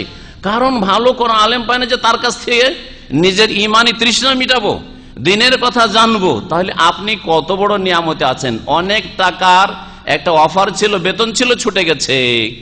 আপনি যেটা আশা করছিলেন, কিন্তু আপনাকে আল্লাহ পাক এখানে কি দিয়েছেন? এলেম দিয়েছেন, আমল দিয়েছেন, নামাজি বানিয়েছেন, আপনাকে সহি আকীদা দান করেছেন। কোনটা বড় আপনার কাছে? তা আল্লাহ সম্পর্কে সুধারণা রাখবেন যে যেটা আল্লাহ পাক করছেন তাতে আমার জন্য কি রয়েছে? কল্যাণ রয়েছে, কল্যাণ রয়েছে। আমাদের এক ভাই দেশে গেছেন, ছিল একেবারে চরিত্র খারাপ, নামাজ তো পড়তো না, চরিত্র খারাপ ছিল, বাপ মায়ের সাথে খারাপ আচরণ করত। এখান থেকে মাশাআল্লাহ ইসলামী সেন্টারে এসে দিন শিখে আর মাশাআল্লাহ দাড়ি নিয়ে তারপরে চরিত্রবান হয়ে সহি আকীদা নিয়ে দেশে গেছে। ওর মা মাশাআল্লাহ পরেজগার। মা বলছে, বাবা তোমার পয়সার দরকার নেই, আমার পয়সা চাই না, তুমি যে চেহারাটা নিয়ে এসছো, তুমি যে ফিগারটা নিয়ে এসছো, তুমি কত খারাপ ছিল, আমার সাথে খারাপ ব্যবহার করতে, গাল দিতে, তোমার বাপের সাথে খারাপ ব্যবহার করতে, কত ভালো হয়ে এসছো, আমার জন্য এটাই যথেষ্ট, আমার জন্য এটাই যথেষ্ট যে এইরকম ছেলে পেয়েছি। আল্লাহ সম্পর্কে সব সময় সুধারণা রাখবেন যে আল্লাহ যেটা করছেন তাতে কি রয়েছে? কল্যাণ রয়েছে। দোয়া করতে গিয়ে দোয়া কবুল হয় না কেন? কারণ দোয়াতে আপনার সুধারণা নেই। আল্লাহর কাছে আপনি খুশুর সাথে আর একেবারে নাছোড় বান্দা হয়ে, আমি ছাড়বো না, আল্লাহ নেবই তোমার কাছে, এইরকম ভাবে আমরা চাই না। দুনিয়ার ক্ষেত্রে আমরা মরিয়া হয়ে চাই, এর কাছে আমাকে ধার নিতেই হবে, এর কাছ থেকে এই ফায়দা আমাকে লুটতেই হবে, হাসিল করতে হবে, এই স্বার্থ আমাকে হাসিল করতেই হবে। কিন্তু আল্লাহ পাকের কাছ থেকে এই দোয়া কবুল করাতেই হবে, আল্লাহর কাছ থেকে এটা হাসিল করতে হবে, এইরকম মন মেজাজ নিয়ে, ইমান নিয়ে আর জজবা নিয়ে দোয়া করি, যার ফলে দোয়া কবুল হয় না। আল্লাহ পাক রব্বুল আলামিনের সম্পর্কে সব সময় সুধারণা রাখবেন। গুনাহ করা, ইচ্ছা করে জেনে শুনে গুনাহ করা জায়েজ? জায়েজ নাই, ঠিক না? গুনাহ হারাম, তখন গুনাহ করা হারাম। কিন্তু যার গুনাহ হয়ে গেছে অলরেডি, আপনার লাইফে অতীতে গুনাহ হয়ে গেছে, এখন এর সমাধান কি? সমাধান কি? ফিরে আসা, তাই না? তওবা করা। অনেকে অনেক বড় বড় গুনাহ করে এসছেন, শিরক করেছেন, আল্লাহ না করে কেউ হয়তো খুনি হয়ে এসছে, কেউ জেনায় লিপ্ত হয়ে এসছে, কেউ মদে লিপ্ত হয়ে এসছে, কেউ জুয়া খেলে এসছে, বহু কাবিরা গুনাহ করেছে। আল্লাহ রাব্বুল আলামিন সম্পর্কে এখানে ধারণা রাখতে গিয়ে অধিকাংশ পাপী লোকেরা ফিরে এসে নিরাশ হয়ে যায় আল্লাহর রহমত থেকে। আমি এত পাপী তাপী, আল্লাহ আমার মতো পাপীকে কি মাফ করবেন? এটা পজিটিভ না নেগেটিভ? এটা আল্লাহ সম্পর্কে সুধারণা কুধারণা? যার হয়ে গেছে বলছি, আপনি আবার এরকম করেন আল্লাহ সম্পর্কে সুধারণা রাখবো আর পাপ করতে থাকবো, আল্লাহ গাফুরুর রহিম, এটা জায়েজ নাই। বোঝা গেছে? অনেক মুসলিমরা আছে যে মুসলিম যখন কিছু যৌবনকালে কিছু পাপ টাপ করি, আল্লাহ তো মাফ করবেন, শিরিক না করলে অন্য গুনাহ তো আল্লাহ তওবা করলে মাফ করবে না, তওবা করার মেলা সময় আছে। এইরকমটা কখনো না, একজন মুসলিমের জন্য কখনো এরকম দুঃসাহসিকতা জায়েজ নয়। হতে পারে যে আল্লাহ তৌফিক দিবে না, তার আগে মওত চলে আসবে, আকস্মিক মওত চলে আসবে, আপনি তওবার চান্সই পাবেন না। কিন্তু যার অতীতে ভুল হয়েই গেছে, এখন সমাধান হচ্ছে আল্লাহর দিকে ফিরে আসা, ইউটার্ন করে চলে আসা, ফিরে এসে আল্লাহ সম্পর্কে সুধারণা রাখতে হবে যে কোনো গুনাহ হোক না কেন, যা হওয়ার হয়ে গেছে, আল্লাহ আমাকে ধাক্কা দিয়ে জাহান্নামে ফেলে দেবেন না যদি আমি আল্লাহর দিকে ঝাঁপ দিই। তাহলে মানুষের মতো না, আমার মতো না যে আপনি আমার সাথে খারাপ আচরণ করেছেন আর ভুল স্বীকার করছেন, যা তোকে মাফ করব না, এটা মানুষে করে। আল্লাহ পাক যিনি মানুষের রব্বুন নাস, মালিকিন নাস, ইলাহিন নাস, যিনি রব্বুল আলামিন, যিনি আরহামুর রাহিমিন, যিনি আকরামুল আকরামিন, তিনি এই কাজটা করেন না যে আমার কাছে বান্দা ফিরে আসছে, যদিও বড় পাপ করেছে, যদিও পাপের বোঝা নিয়ে আসছে, তারপরে ধাক্কা দিয়ে তাকে জাহান্নামে ফেলে দেবো, এই কাজটা আল্লাহ পাক করেন না। ইয়া ইবাদিয়াল্লাযীনা আসরাফু আলা আনফুসিহিম লা তাকনাতু মির রাহমাতিল্লাহ। আল্লাহ পাক বলছে, হে আমার বান্দারা, আল্লাযীনা আসরাফু আলা আনফুসিহিম, যারা নিজেদের বড়ই জুলুম অত্যাচার করেছো, পাপ করেছো, লা তাকনাতু মির রাহমাতিল্লাহ, আল্লাহর রহমত থেকে তোমরা নিরাশ হয়ে যেও না। ইন্নাল্লাহা ইয়াগফিরুয যুনুবা জামিয়া, যখন ভুল হয়েই গেছে আর ভুল স্বীকার করছো, তওবা করছো, আমার দিকে ফিরে আসছো, সংশোধন করে নিয়েছো, তাহলে জেনে রাখো ইন্নাল্লাহা ইয়াগফিরুয যুনুবা জামিয়া, আল্লাহ সমস্ত গুনাহ মাফ করতে পারেন, তাকে বাধা দেওয়া কেউ নাই। তাকে কেউ বলবে শোকজ করেন, আল্লাহ কেন মাফ করলেন এত বড় পাপীকে, এই ক্ষমতা কারো আছে? আল্লাহ পাক রব্বুল আলামিনের জান্নাত যাকে ইচ্ছা তিনি দেবেন, আল্লাহ পাকের জাহান্নাম যাকে ইচ্ছা আল্লাহ পাক জাহান্নামে দেবেন। সুতরাং যদি কারো ভুল হয়ে গিয়ে থাকে, তাকেও আল্লাহ সম্পর্কে কি রাখতে হবে? সুধারণা রাখতে হবে। অসুখ সম্পর্কে উদাহরণ দিই। অসুখ, আমরা অধিকাংশ মানুষই অসুস্থ, ঠিক না? অসুখ হলে আমাদের কুধারণা হয়ে যায় আল্লাহ সম্পর্কে, দৌড় দিয়ে ডাক্তারের কাছে যাই, কিন্তু আল্লাহর কাছে দোয়া করি না। আর যতটা আমরা ডাক্তারের কাছে ছুটি দৌড় দিয়ে, ততটা আল্লাহর কাছে ছুটি না যে আল্লাহর কাছে দোয়া করি, আল্লাহ যিনি রোগ দেন তিনি শেফা দান করেন, তার হাতে শেফা। ডাক্তার একটা মাধ্যম মাত্র, ডাক্তার কাছে যান, চিকিৎসার আশ্রয় নেন, ওষুধ সেবন করুন, কিন্তু তার চাইতে বেশি ঝাঁপ দেবেন কোন দিকে? রব্বুল আলামিনের দিকে। ফামা যান্নুকুম বিরব্বিল আলামিন, রব্বুল আলামিন সম্পর্কে তোমাদের ধারণা কি? তিনি ভালো করবেন না? যদি মনে করো যে আল্লাহ মনে হয় আমাকে ভালো করবে, যে রোগ হয়েছে আল্লাহ মনে হয় আমাকে ভালো করবে না, তাহলে আল্লাহ ভালো করবেন না। আর যদি মনে করেন যতই বড় রোগ হোক না কেন, আল্লাহ ইচ্ছা করলে তিনি যদি ভালো করতে চান তাহলে যে কোনো উপায় আল্লাহ পাক ভালো করবেন। চিকিৎসা যদি নাও করা যায় আর আল্লাহ চান তাহলে কোনো বাধা নেই ভালো হইতে। তবে আপনাকে হুকুম করা হয়েছে চিকিৎসা করুন, করান, চিকিৎসা করেন আপনি, কিন্তু আল্লাহ যদি চান তো আল্লাহ তার একটি হুকুমে কোন দিয়ে ফায়া কোন করতে পারেন তিনি। এই বিশ্বাস রেখে আল্লাহ পাকের কাছে কি করতে হবে? চাইতে হবে যে আল্লাহ তুমি আমাকে কি করো? ভালো করো। এই সুধারণার প্রমাণ ইউনুস আলাইহিস সালাম কি দেননি? মাছের পেটে। তিনি তো গস কুতুবের আশ্রয় নেননি, কারো ওসিলা তো ধরেননি। কি পড়েছিলেন? লা ইলাহা ইল্লা আনতা, হে আল্লাহ তোমার ছাড়া কোনো আমার মাবুদ উপাস্য নেই। সুবহানাকা, তুমি সমস্ত ত্রুটি, দুর্বলতা, কমজোরি থেকে পাক পবিত্র। সুতরাং তুমি যখন পাক পবিত্র, তুমি জুলুম করবে না, তুমি অসহায় ছেড়ে দেবে না, আর তুমি অপারগ নও। ইন্নী কুনতু মিনাজ জালিমিন, আর আমি জালেম, আমি ভুল করেছি, তুমি ভুল করনি আমাকে মাছের পেটে ঢুকিয়ে। সুতরাং আমাকে মাছের পেট থেকে উদ্ধার করো। ফানাজ্জাইনাহু মিনাল গাম্মি ওয়া কাযালিকা নুনজিল মুমিনিন, আমি তাকে দুশ্চিন্তা থেকে মুক্ত করলাম। আর এইভাবে যে কোনো মুমিন যদি এক আল্লাহকে ডাকে তো অবশ্যই মুমিনকে আমি পরিত্রাণ দেব, মুক্তি দেব। আল্লাহ সম্পর্কে সুধারণার বহু ঘটনা কোরআন এবং হাদিসে রয়েছে। নবী করিম সাল্লাল্লাহু আলাইহি সাল্লামের ওপর যে সংকটের মুহূর্তগুলো কেটেছে, আমাদের ওপর এগুলো আসেনি, এসেছে। নবী করিম সাল্লাল্লাহু আলাইহি সাল্লাম সওর পাহাড়ের গুহায় আশ্রয় নিয়ে রয়েছেন, সাথে রয়েছেন আবু বকর সিদ্দিক রাদিয়াল্লাহু তাআলা আনহু। আবু বকর সিদ্দিক রাদিয়াল্লাহু তাআলা আনহু। মুশরিকরা জন্য কত পুরস্কার ছাড়া হয়েছিল? 100 উট। যদি মোহাম্মদকে কেউ জীবিত অথবা মৃত এনে দিতে পারে তাহলে 100 উট প্রাইজ দেওয়া হবে, প্রাইজ দেওয়া হবে। মরিয়া হয়ে ছুটেছে এই ফকির গরিবরা, কারণ 100টা উট যেমন তেমন কথা নয়, যেমন তেমন কথা নয় 100টা উট পাওয়া। পাহাড়ের ওপর, সৌর পাহাড়ে একবার উঠেছি, 2.5 ঘন্টা লেগেছে আমাকে, শখ করে ছাত্র জীবন উঠেছিলাম। সেখানে রাসূলুল্লাহ সেখানেও পৌঁছে গেছে, চারিদিকে ঘোরাঘুরি করছে। আবু বকর সিদ্দিক রাদিয়াল্লাহু তাআলা নিজের কথা চিন্তা করছেন, ইয়া রাসূলুল্লাহ লাউ নাযারা আহাদুহুম ইলা আকদামিহিম লাআবসারুনা, যদি তাদের কেউ যদি ওদের পায়ের দিকে একটু এইরকম করে তাকিয়ে দেখে তাহলে আমাদেরকে দেখে ফেলবে। তো আপনার কি হবে, কিভাবে রক্ষা হবে, কেমন করে আপনাকে রক্ষা করা যাবে, বাঁচানো যাবে? এই কথা বলছেন প্রিয় মুহাম্মদ রাসূলুল্লাহ সাল্লাল্লাহু আলাইহি ওয়াসাল্লাম। কি বলছেন? ইয়া আবা বকরিন, হে আবু বকর, মা জান্নুকা বিইসনাইন, ওই দুই ব্যক্তি সম্পর্কে তোমার কি ধারণা হতে পারে?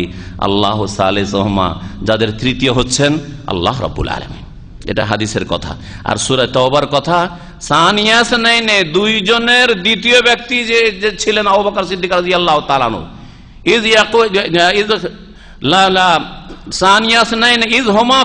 যখন তারা দুইজনে পাহাড়ের গুহায় ছিলেন, ইজ ইয়াকুলু লিসাহিবিহি, আর আবু বকরের জবাবে রাসূলুল্লাহ সাল্লাল্লাহু আলাইহি ওয়াসাল্লাম বলছিলেন লা তাহজান। আবু বকর যখন বলছেন ইয়া রাসূলুল্লাহ, কেমন করে বাঁচবো, কেমন করে আপনি বাঁচবেন, কেমন করে রক্ষা করা যাবে আপনাকে, বলেছিলেন কি রাসূলুল্লাহ সাল্লাল্লাহু আলাইহি ওয়াসাল্লাম যে আর বাঁচা যাবে না। কথা ঠিকই, কথা বলেছিলেন। আবু বকর ঈমান পাহাড়ের মতো ঈমান, আমাদের তুলনায় কোনো তুলনা চলে না। তিনিও পেরেশান হয়েছে রাসূলুল্লাহ সাল্লাল্লাহু আলাইহি ওয়াসাল্লামকে বাঁচানোর জন্য, যে কি করে বাঁচানো যায়। নবী করিম সাল্লাল্লাহু আলাইহি ওয়াসাল্লাম তার কথায় হ্যাঁ বলছেন না, যে কথা ঠিকই গো, চারিদিক তো তার ঘেরাও করে নিয়েছে, আর একটু দেখলেই তো শেষ। কথা বললেন, আমরা তো তাই বলতাম, তাই না? কিন্তু তা বলছে না, লা তাহজান, চিন্তা করিও না, ইন্নাল্লাহা মা'ানা, নিঃসন্দেহে আল্লাহ আমাদের সাথে আছেন। মুসা আলাইহিস সালামের সুধারণা দেখেন। মুসা আলাইহিস সালামকে আল্লাহ বলে, ভোর রাত্রে তুমি এই ফিরআউনের দেশ থেকে, মিশর থেকে বেরিয়ে আসো, তোমার বনি ইসরায়েল বংশধরকে নিয়ে, মুমিন মুসলিমদেরকে নিয়ে বেরিয়ে চলে আসছেন। সামনে দেখছেন লোহিত সাগর, আর পিছনে ওরা জানতে পেরেছে, ফিরআউন জানতে পেরেছে সেনাবাহিনী, হাজার হাজার সেনাবাহিনী নিয়ে ঝাঁপিয়ে এসেছে। যখন বনি ইসরায়েলের মুমিন মুসলিমরা দেখলো যে সামনে সাগর আর পিছনে হাজার হাজার ফিরআউনের সেনাবাহিনী, আজকে তো একটা কেউ বাঁচবে না, সবগুলিকে টুকরো টুকরো করে জবাই করবে, কাটবে সব। কি বলেছিল ওই সব লোকেরা, অথচ তারা মুমিন মুসলিম ছিল সেই যুগের। বলেছে, ইয়া মুসা ইন্না লামুদরাকুন, হে মুসা, আমরা তো ধরা খেয়ে যাবো আজকে। ইন্না লামুদরাকুন, আজকে সেনাবাহিনীরা ধরে ফেলবে আমাদেরকে, সামনে ঝাঁপ দিলে ডুবে মরবো, আর যদি থমকে দাঁড়িয়ে যায় তো এই কয়েক মিনিটের মধ্যে হয়তো হামলা করে চলে আসবে আর আমাদের সবগুলিকে জবাই করবে। ইন্না লামুদরাকুন। মুসা আলাইহিস সালাম কি বিচলিত হয়েছিলেন? বলেছিলেন যে কথা ঠিকই, কোন দিকে যে যাব, কি যে করবো, এই কথা বলেছিলেন? হ্যাঁ না, কি বলেছিলেন? কাল্লা ইন্না মাইয়া রব্বি সায়াহদিন, কোশ্চিন কালেও না, হতেই পারে না যে আমরা ধ্বংস হয়ে যাব, হতেই পারে না যে ফিরআউন আমাদেরকে ধরে নেবে, আর হতেই পারে না যে আমরা ডুবে মরে যাব। ইন্না মাইয়া রব্বি, নিঃসন্দেহে আমার সাথে আমার রব আল্লাহ রয়েছেন, সায়াহদিন, শীঘ্রই তিনি রাস্তা দেখাবেন। সায়াহদিন, শীঘ্রই তিনি রাস্তা দেখাবেন, যে কোন রাস্তায় গেলে বাঁচবো ফিরআউন থেকে, আর কোন রাস্তায় কিভাবে গেলে আমরা পানিতে ডুবা থেকে বাঁচবো। সায়াহদিন, এই হচ্ছে আল্লাহ সম্পর্কে সুধারণা। জি, এইরকম বহু ঘটনা কোরআনে কারিমে রয়েছে, আম্বিয়া রাসূলগণের এবং মুমিনদের ঘটনা রয়েছে। সুতরাং আল্লাহ পাক রব্বুল আলামিন সম্পর্কে সব সময় কি রাখবেন? সুধারণা রাখবেন। আমল করে অনেকের ওয়াসওয়াসা আছে, অনেকে ভালো আমল করেন, তারপর জানি না আমার আমল কবুল হচ্ছে কি হচ্ছে না, আমার ইবাদত বন্দি কবুল হচ্ছে কি হচ্ছে না, এটা কুধারণা আল্লাহ সম্পর্কে। আপনি আপনার কাজ চালিয়ে যান আর অন্তরে ভয় রাখেন যে আল্লাহ তুমি যদি কবুল না করো তো আমি নাজাত পাবো না, আল্লাহ তুমি কবুল করো। ইব্রাহিম আলাইহিস সালাম ঘর তৈরি করছেন, কাবা ঘর, তাই না? আর এক একটা করে ইট রাখছেন, ছেলে ইসমাইল এনে দিচ্ছে আর তিনি ইটটা বসাচ্ছেন, রাজমিস্ত্রির কাজ করছেন। আর কি বলছেন? ওয়াইজ ইয়ারফা ইব্রাহিমুল কাওয়াইদা মিনাল বাইত ওয়া ইসমাইলু, দুইজনে যখন কাবা ঘর নির্মাণ করে ওপরে উঠাচ্ছেন দেয়াল, রব্বানা তাকাব্বাল মিন্না ইন্নাকা আনতাস সামিউল আলিম, আল্লাহ আমাদের কাজ করলাম, আল্লাহ তুমি আমাদের থেকে এই খেদমত কবুল করো। কত সুন্দর করে আল্লাহ কবুল করেছেন। পৃথিবীতে এমন কোন ঘর আছে যেই ঘর দেখার জন্য, যেই ঘরের জিয়ারতের জন্য, যেই ঘরের দর্শনের জন্য, যেই ঘরের তওয়াফের জন্য পৃথিবীতে আর কোন ঘর আছে? এত লোক আসে আর এত ইবাদত হয়, এমন কোন সময় নেই যেই সময় কাবা ঘরে আল্লাহর ইবাদত হয় না। তাওয়াফ বন্ধ হয় ফরজ নামাজের সময়, তখন ফরজ নামাজ শুরু হয়ে যায়, চারিদিকে গোল হয়ে নামাজ পড়ছে, ঠিক না? তাহলে এইভাবে আপনি দেখেন কিভাবে আল্লাহ পাক রব্বুল আলামিন ইব্রাহিম আলাইহিস সালামের এই ইবাদত কবুল করেছেন। ইব্রাহিম আলাইহিস সালামের কথাই যখন আসলো, তার বিবির সুধারণা দেখেন।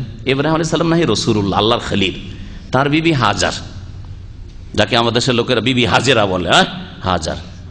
ইব্রাহিম আলাইহিস সালাম সামদেশ থেকে তার স্ত্রীকে আর ছেলে ইসমাইলকে নিয়ে আসলেন। নিয়ে আসার পরে বিবিকেও বলেন নিজে রেখে যাবো এখানে, আর ছেলে তো ছোট, দুধ পান করছে। বিবিকে রেখে দিয়ে আর বাচ্চা রেখে দিয়ে বিবি ভেবেছে যে স্বামী থাকবে সাথে, আর এদিক ওদিক কোথাও যাচ্ছে, হয়তো কোনো কিছু আমাদের জন্য প্রয়োজনের জিনিস, খাদ্য বা পানীয় কিছু নিয়ে আসবে, কিছুটা খেজুর আর কিছুটা পানি অল্প মশকে রেখে দিয়ে টান দিয়েছেন। যখন যেতে যেতে চোখের আড়াল হয়ে যাচ্ছেন, চলে যাচ্ছেন, কি ব্যাপার, ফিরেও দেখছেন না, ছেলের দিকে একবার ফিরে দেখছে না, আর স্ত্রীর দিকে একবার ফিরে দেখছে না, তখন সহিহ বুখারীর হাদিস রয়েছে, বুখারীতে রয়েছে, জিজ্ঞেস করছেন বিবি হাজার যে ইয়া ইব্রাহিম, হে ইব্রাহিম, আইনা তাতরুকুনা ফি হাযাল ওয়াদি আল্লাযী ফীহি লাইসা ফীহি আনিসুন ওয়ালা জালিস। এমন উপত্যকায়, এমন মরুভূমিতে, এমন পাহাড়ে ঘেরা এলাকায়, তুমি জনহীন এলাকায়, যেখানে না কেউ বসবাসকারী রয়েছে, না কারো সাথে কথা বলার সুযোগ রয়েছে, একা মা বেটা আমরা, আমাদেরকে রেখে কোথায় তুমি চলে যাচ্ছ? আইনা তাতরুকুনা, ছেড়ে দিয়ে যাচ্ছ কোথায় তুমি একটু বলো। কথাই বলছেন না তিনি, কথাই বলছেন, উত্তরও দিচ্ছেন না, আর একটু ফিরেও সাড়া দিয়েও দেখছেন না যে দেখি কি বলছে, ওরা চলেই যাচ্ছেন। শেষখানে কয়েকবার, 3 বার বা তার বেশি ডাকার পরে বলছেন, আল্লাহ আমারাকা বিহাযা, আল্লাহ কি এই হুকুম করেছে আপনাকে? আল্লাহ কি বলেছে যে তোমার বিবিকে ছেড়ে চলে যাও, তোমার ছেলেকে ছেড়ে এখানে চলে যাও? কেমন তুমি হুকুম ছেড়ে যাচ্ছ? বলছেন ইব্রাহিম তখন মাথাটা হেলিয়ে আর একটু আওয়াজ করে যে এই নাম, হ্যাঁ আল্লাহরই হুকুম, তোমাদেরকে এখানে রেখে যেতে হবে। আমি চলে গেলাম সামদেশ। সামদেশ মানে কোথায়? প্যালেস্টাইন। প্যালেস্টাইনে চলে গেলেন। কত দূরে চলে গেলেন নিজের স্ত্রীকে আর ওই দুধের বাচ্চাকে ছেড়ে দিয়ে। জবাবে হাজার কি বলছেন, যখন বললেন যে আল্লাহ আমাকে নির্দেশ দিয়েছেন তোমাদের এখানে রেখে যাওয়ার, বলছেন আল্লাহ যদি এই হুকুম দিয়ে থাকেন এজান লা ইউদাইয়ুনা, তাহলে আল্লাহ আমাদেরকে অসহায় ছেড়ে দেবেন না, আল্লাহ আমাদেরকে বরবাদ করে দেবেন না, আল্লাহ আমাদেরকে ধ্বংস করে দেবেন না, আল্লাহ আমাদেরকে হালাক করে দেবেন, আল্লাহ হেফাজত করবেন। ইব্রাহিম আলাইহিস সালাম তারপরে কাবা ঘরের ওই দিকটাই, তখন কাবা ঘর তৈরি ঘুরে দেখলেন, আর ঘুরে দেখার পরে দোয়া করলেন, বেশ কিছু দোয়া করে, যেগুলো সূরা ইব্রাহিমে রয়েছে। আমি আলোচনা লম্বা না করে, আলোচনা লম্বাও হয়ে গেছে, এখানে আমার আলোচনা শেষ করছি। আল্লাহ পাক রব্বুল আলামিন যেন আমাদের ভুল ভ্রান্তি মাফ করে দেন, আল্লাহ সম্পর্কে সুধারণা রাখার তৌফিক দান করেন, এবং আল্লাহ রব্বুল আলামিন আমাদের মনের দুনিয়া আখিরাতের সার্বিক কল্যাণের যে কামনা রয়েছে, বাসনা রয়েছে, চাহিদা রয়েছে, আমাদের যে ডিমান্ড তলব রয়েছে, আল্লাহ পাক যেন ভালো তলবগুলি পুরা করেন, আর মন্দ কথা কাজ থেকে যেন আল্লাহ পাক বাঁচিয়ে রাখেন। আল্লাহ পাক রব্বুল আলামিন যেন তার অভিমুখী হওয়ার তৌফিক দান করেন, জান্নাতমুখী হওয়ার তৌফিক দান করেন, আখিরাতমুখী হওয়ার তৌফিক দান করেন। দুনিয়ায় আল্লাহ পাক যেন বরকত দান করেন, আর দুনিয়াকে আমাদের মেন টার্গেট যেন না বানিয়ে দেন। দুনিয়াও আল্লাহ পাক রব্বুল আলামিন যেন দান করেন, কিন্তু দুনিয়া যেন আমাদের চোখের সামনে সবসময় ভেসে না থাকে।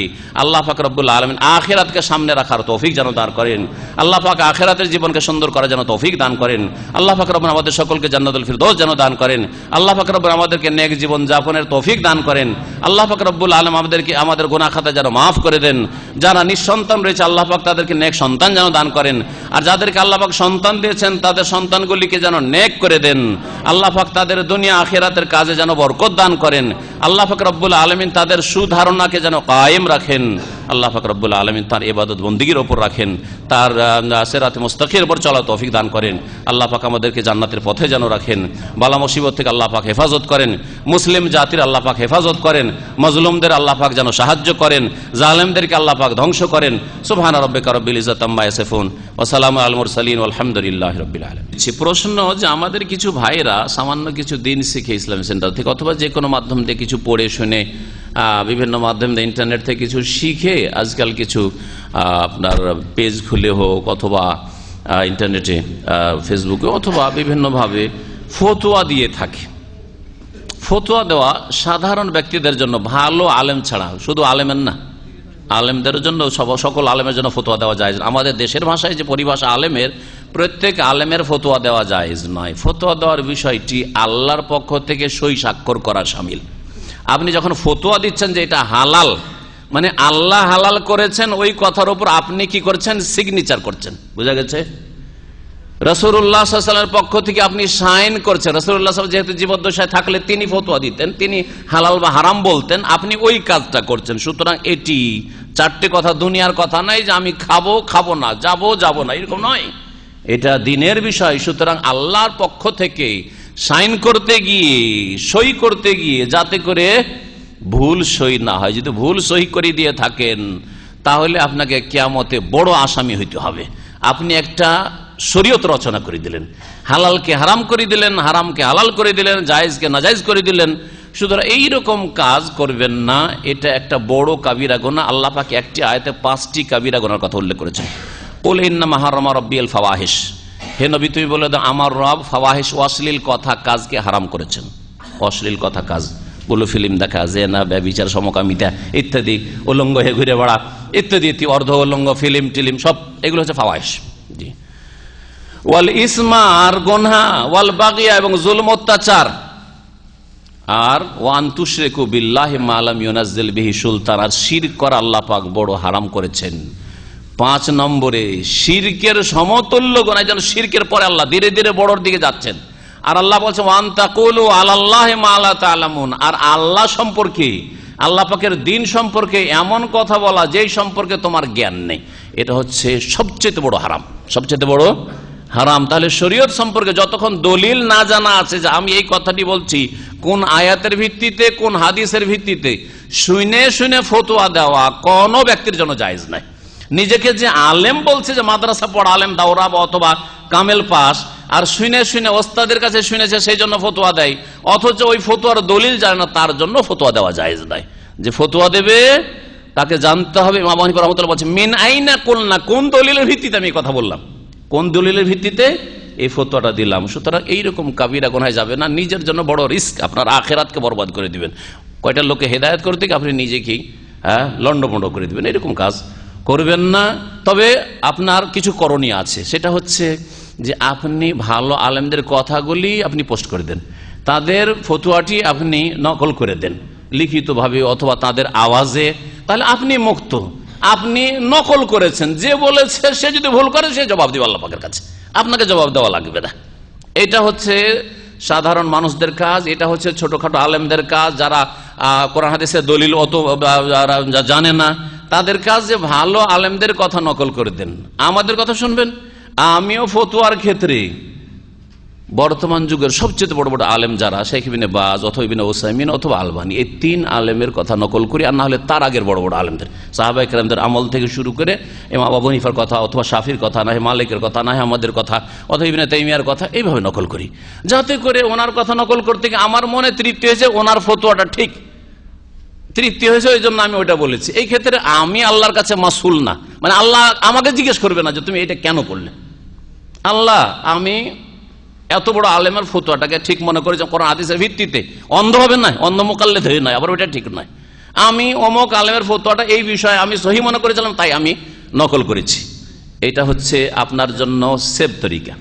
সন্তান লাভের জন্য আল্লাহর নিকট কি ইবাদত করতে পারেন? এ হচ্ছে একটা বড় প্রশ্ন ছোট কিন্তু উত্তর অনেক বড়। একজন ব্যক্তি হাসান বসরি রহমতুল্লাহ আলাইহিকে জিজ্ঞেস করেছিলেন যে আমার ছেলে হয় না, ছেলে মেয়ে নেই। আর একজন কি বলছে, আমার দারিদ্র মোচন হয় না, আমার অভাব দূর হয় না। আর একজন বলছে যে অনাবৃষ্টি, আর একজন বলছে আমার বালা মুসিবত ইত্যাদি বিভিন্ন রকম অভিযোগ করেছিল কয়েকজন। উত্তর একটা ছিল। উত্তরটা কি ছিল? কি করো? বেশি বেশি আল্লাহর কাছে ক্ষমা চাও, আস্তাগফিরুল্লাহ পড়ো। জবান দিয়ে শুধু মন্ত্রের মতো না, অন্তর থেকেও পড়ো, জবান দিয়েও পড়ো, আর কাজে কর্ম আল্লাহ তুমি ক্ষমা করো, আল্লাহ তুমি ক্ষমা করো, আল্লাহ তুমি মাফ করো। অন্তরও বলতে হবে, জবানেও বলতে হবে, আর কাজেও বলতে হবে। 3টি জিনিসের মিল থাকতে হবে। 3টি জিনিসের যদি পরস্পর বিরোধিতা থাকে, জবানে বলছে আর অন্তর বলছে না, অন্তর আবার পাপের দিকে সবসময়, হাত পা শুধু পাপের দিকে বাড়ছে, হারামের দিকে বাড়ছে, তাহলে কাজ হবে না। ইস্তাগফিরু রাব্বাকুম ইন্নাহু কানা গাফফারা ইউরসিলিস সামা আলাইকুম মিদরার ওয়া ইমদিদকুম বিআমওয়ালিন ওয়া বানিনা ওয়া ইয়াজআল লাকুম জান্নাতিন ওয়া ইয়াজআল লাকুম আনহারা। এখানে আল্লাহ তোমাদেরকে সাহায্য করবেন বে আমওয়ালি, ধন সম্পদ দিয়ে, বানিন, আর ছেলে মেয়ে দিয়ে, সন্তান দিয়ে।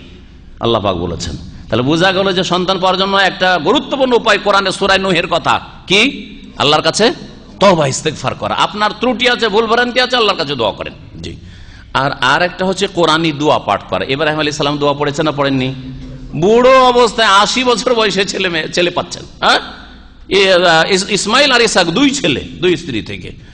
জাকারিয়া আলাইহিস সালাম বুড়ো হয়ে একবারে হাড়ে চামড়া লেগে গেছে, গোশত নেই শরীরে। জি, সেই অবস্থায় আল্লাহ পাক তাকে ছেলে দান করছেন। দোয়া করেছেন কার কাছে? আল্লাহর কাছে। ওসিলা ধরে নাকি গোশ কুতুবের, হ্যাঁ, আদম আলাইহিস সালামের, অথবা বড় নবী নূহ আলাইহিস সালামের, অথবা ইব্রাহিম খলিলুল্লাহ, কার ওসিলা ধরেছেন? কোন ওসিলা ধরেছিলেন না ডাইরেক্ট চেয়েছিলেন? হ্যাঁ, রব্বে হাবলি মিন লাদুনকা যুররিয়াতান তাইয়্যিবা ইন্নাকা সামিউদ দুআ। এটা হচ্ছে জাকারিয়া আলাইহিস সালামের দোয়া। ইব্রাহিম আলাইহিস সালামের দোয়া রব্বে হাবলি মিনাস সালিহিন। মুমিনদের দোয়া রব্বানা হাব লানা মিন আজওয়াজিনা ওয়া যুররিয়াতিনা কুররাতা আয়ুন ওয়াজআলনা লিল মুত্তাকিনা ইমামা। কোরআনে কারীমে একাধিক ছেলে মেয়ে চাওয়ার, নেক সন্তান চাওয়ার দোয়া আছে। যাদের ছেলে মেয়ে হয়েছে মনে করছেন যথেষ্ট, এগুলো যাতে করে নেক হয়, এগুলো যেন ভালো থাকে, নেক ভালো পথে থাকে, এর জন্য দোয়া রয়েছে সূরায়ে আহকাফে। এই দোয়াগুলি আপনি চয়ন করে আল্লাহর কাছে করবেন। আরবি দোয়া, কোরআনী দোয়া ছাড়া নিজের ভাষায় দোয়া করবেন। সিজদাতে দোয়া কবুল হয়, তাহাজ্জুদে দোয়া কবুল হয়, বিভিন্ন সময় যে সময়গুলিতে দোয়া কবুল হওয়ার বেশি চান্স, ওই সময়গুলিতে দোয়া করবেন। জুমার দিনে দোয়া করবেন ইত্যাদি। বেশি বেশি দরুদ পড়বেন আর দোয়া করবেন। মেলা ভালো তদবির রয়েছে, আল্লাহ পাক বরকত দেন। তারপরে আল্লাহ সম্পর্কে সুধারণার কথা এখানে বলবেন আমার বিষয়টি।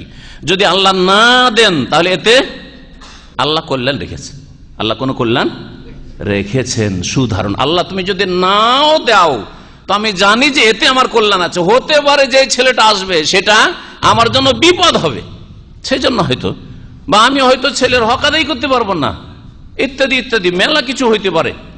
লজ্জা স্থানে সরাসরি হাত পড়লে ওযু ভাঙবে কি ভাঙবে না, এই মর্মে নবী করিম সাল্লাল্লাহু আলাইহি ওয়াসাল্লামের যেটি সহিহ হাদিস, বেশি সহিহ হাদিস, সেটা হচ্ছে মান মাসসা যাকারাহু ফালিয়াতাওয়াদ্দাহ। আবু দাউদ, নাসাই ইত্যাদিতে হাদিসটা রয়েছে সুনানের কিতাবাদিতে। যেই ব্যক্তি নিজের লজ্জা স্থানে স্পর্শ করবে, স্পর্শ করা মানে কাপড়ের ওপর আড়ে নয়, বরং সরাসরি সরাসরি যদি কেউ স্পর্শ করে তাহলে যেন সে ওযু করিয়ে নেয়। ফালিয়াতাওয়াদ্দাহ, সে যেন ওযু করে নেয়। এই জন্য অধিকাংশ ওলামারা বলছেন যে লজ্জা স্থানে সরাসরি হাত পড়লে কি হয়ে যায়? ওযু ভঙ্গ হয়ে যায়। হাত পড়লে, ছোঁয়া গেলে ওযু ভঙ্গ হয়ে যায়। সে আপনার নিজের হোক, ছেলে মেয়ের হোক, জি হ্যাঁ, তো এতে ওযু ভঙ্গ হয়ে যায়। মাসলায় কিছু ফোকাহা আছেন যারা বলছেন না, ওযু ভঙ্গ হয় না। তারা আরেকটা হাদিস পেশ করেছে যেটাকে যায়ীফ বলা হয়েছে, যে হাল হিয়া ইল্লা মুদগাতুম মিনকা আও বুদআতাম মিন, সেটা তো তোমার শরীরেরই একটা পিণ্ড বা গোশত, এইরকম হাদিস। সুতরাং তারা বলছে যে না, সরাসরি হাত পড়লেও তাতে ওযু নষ্ট হবে না, বরং যদি মজি বের হয় বা বের হওয়ার সম্ভাবনা যে বেরিয়ে যাবে হয়তো, এইরকম ক্ষেত্রে ওযু নষ্ট হবে। ইখতিলাফ থাকলেও বেশি সহিহ হাদিস হচ্ছে আর অধিক সতর্কতা হচ্ছে যে ওযু নষ্ট হয়ে যায়। কারণ যদি ওযু থাকেও আর ওযু করে নেন, গুনাহ আছে নাকি? মাগরিবের ওযু আছে, এশার সময় যদি ওযু করেন তো কোনো গুনাহ করলেন না, ভালো কাজ করলেন।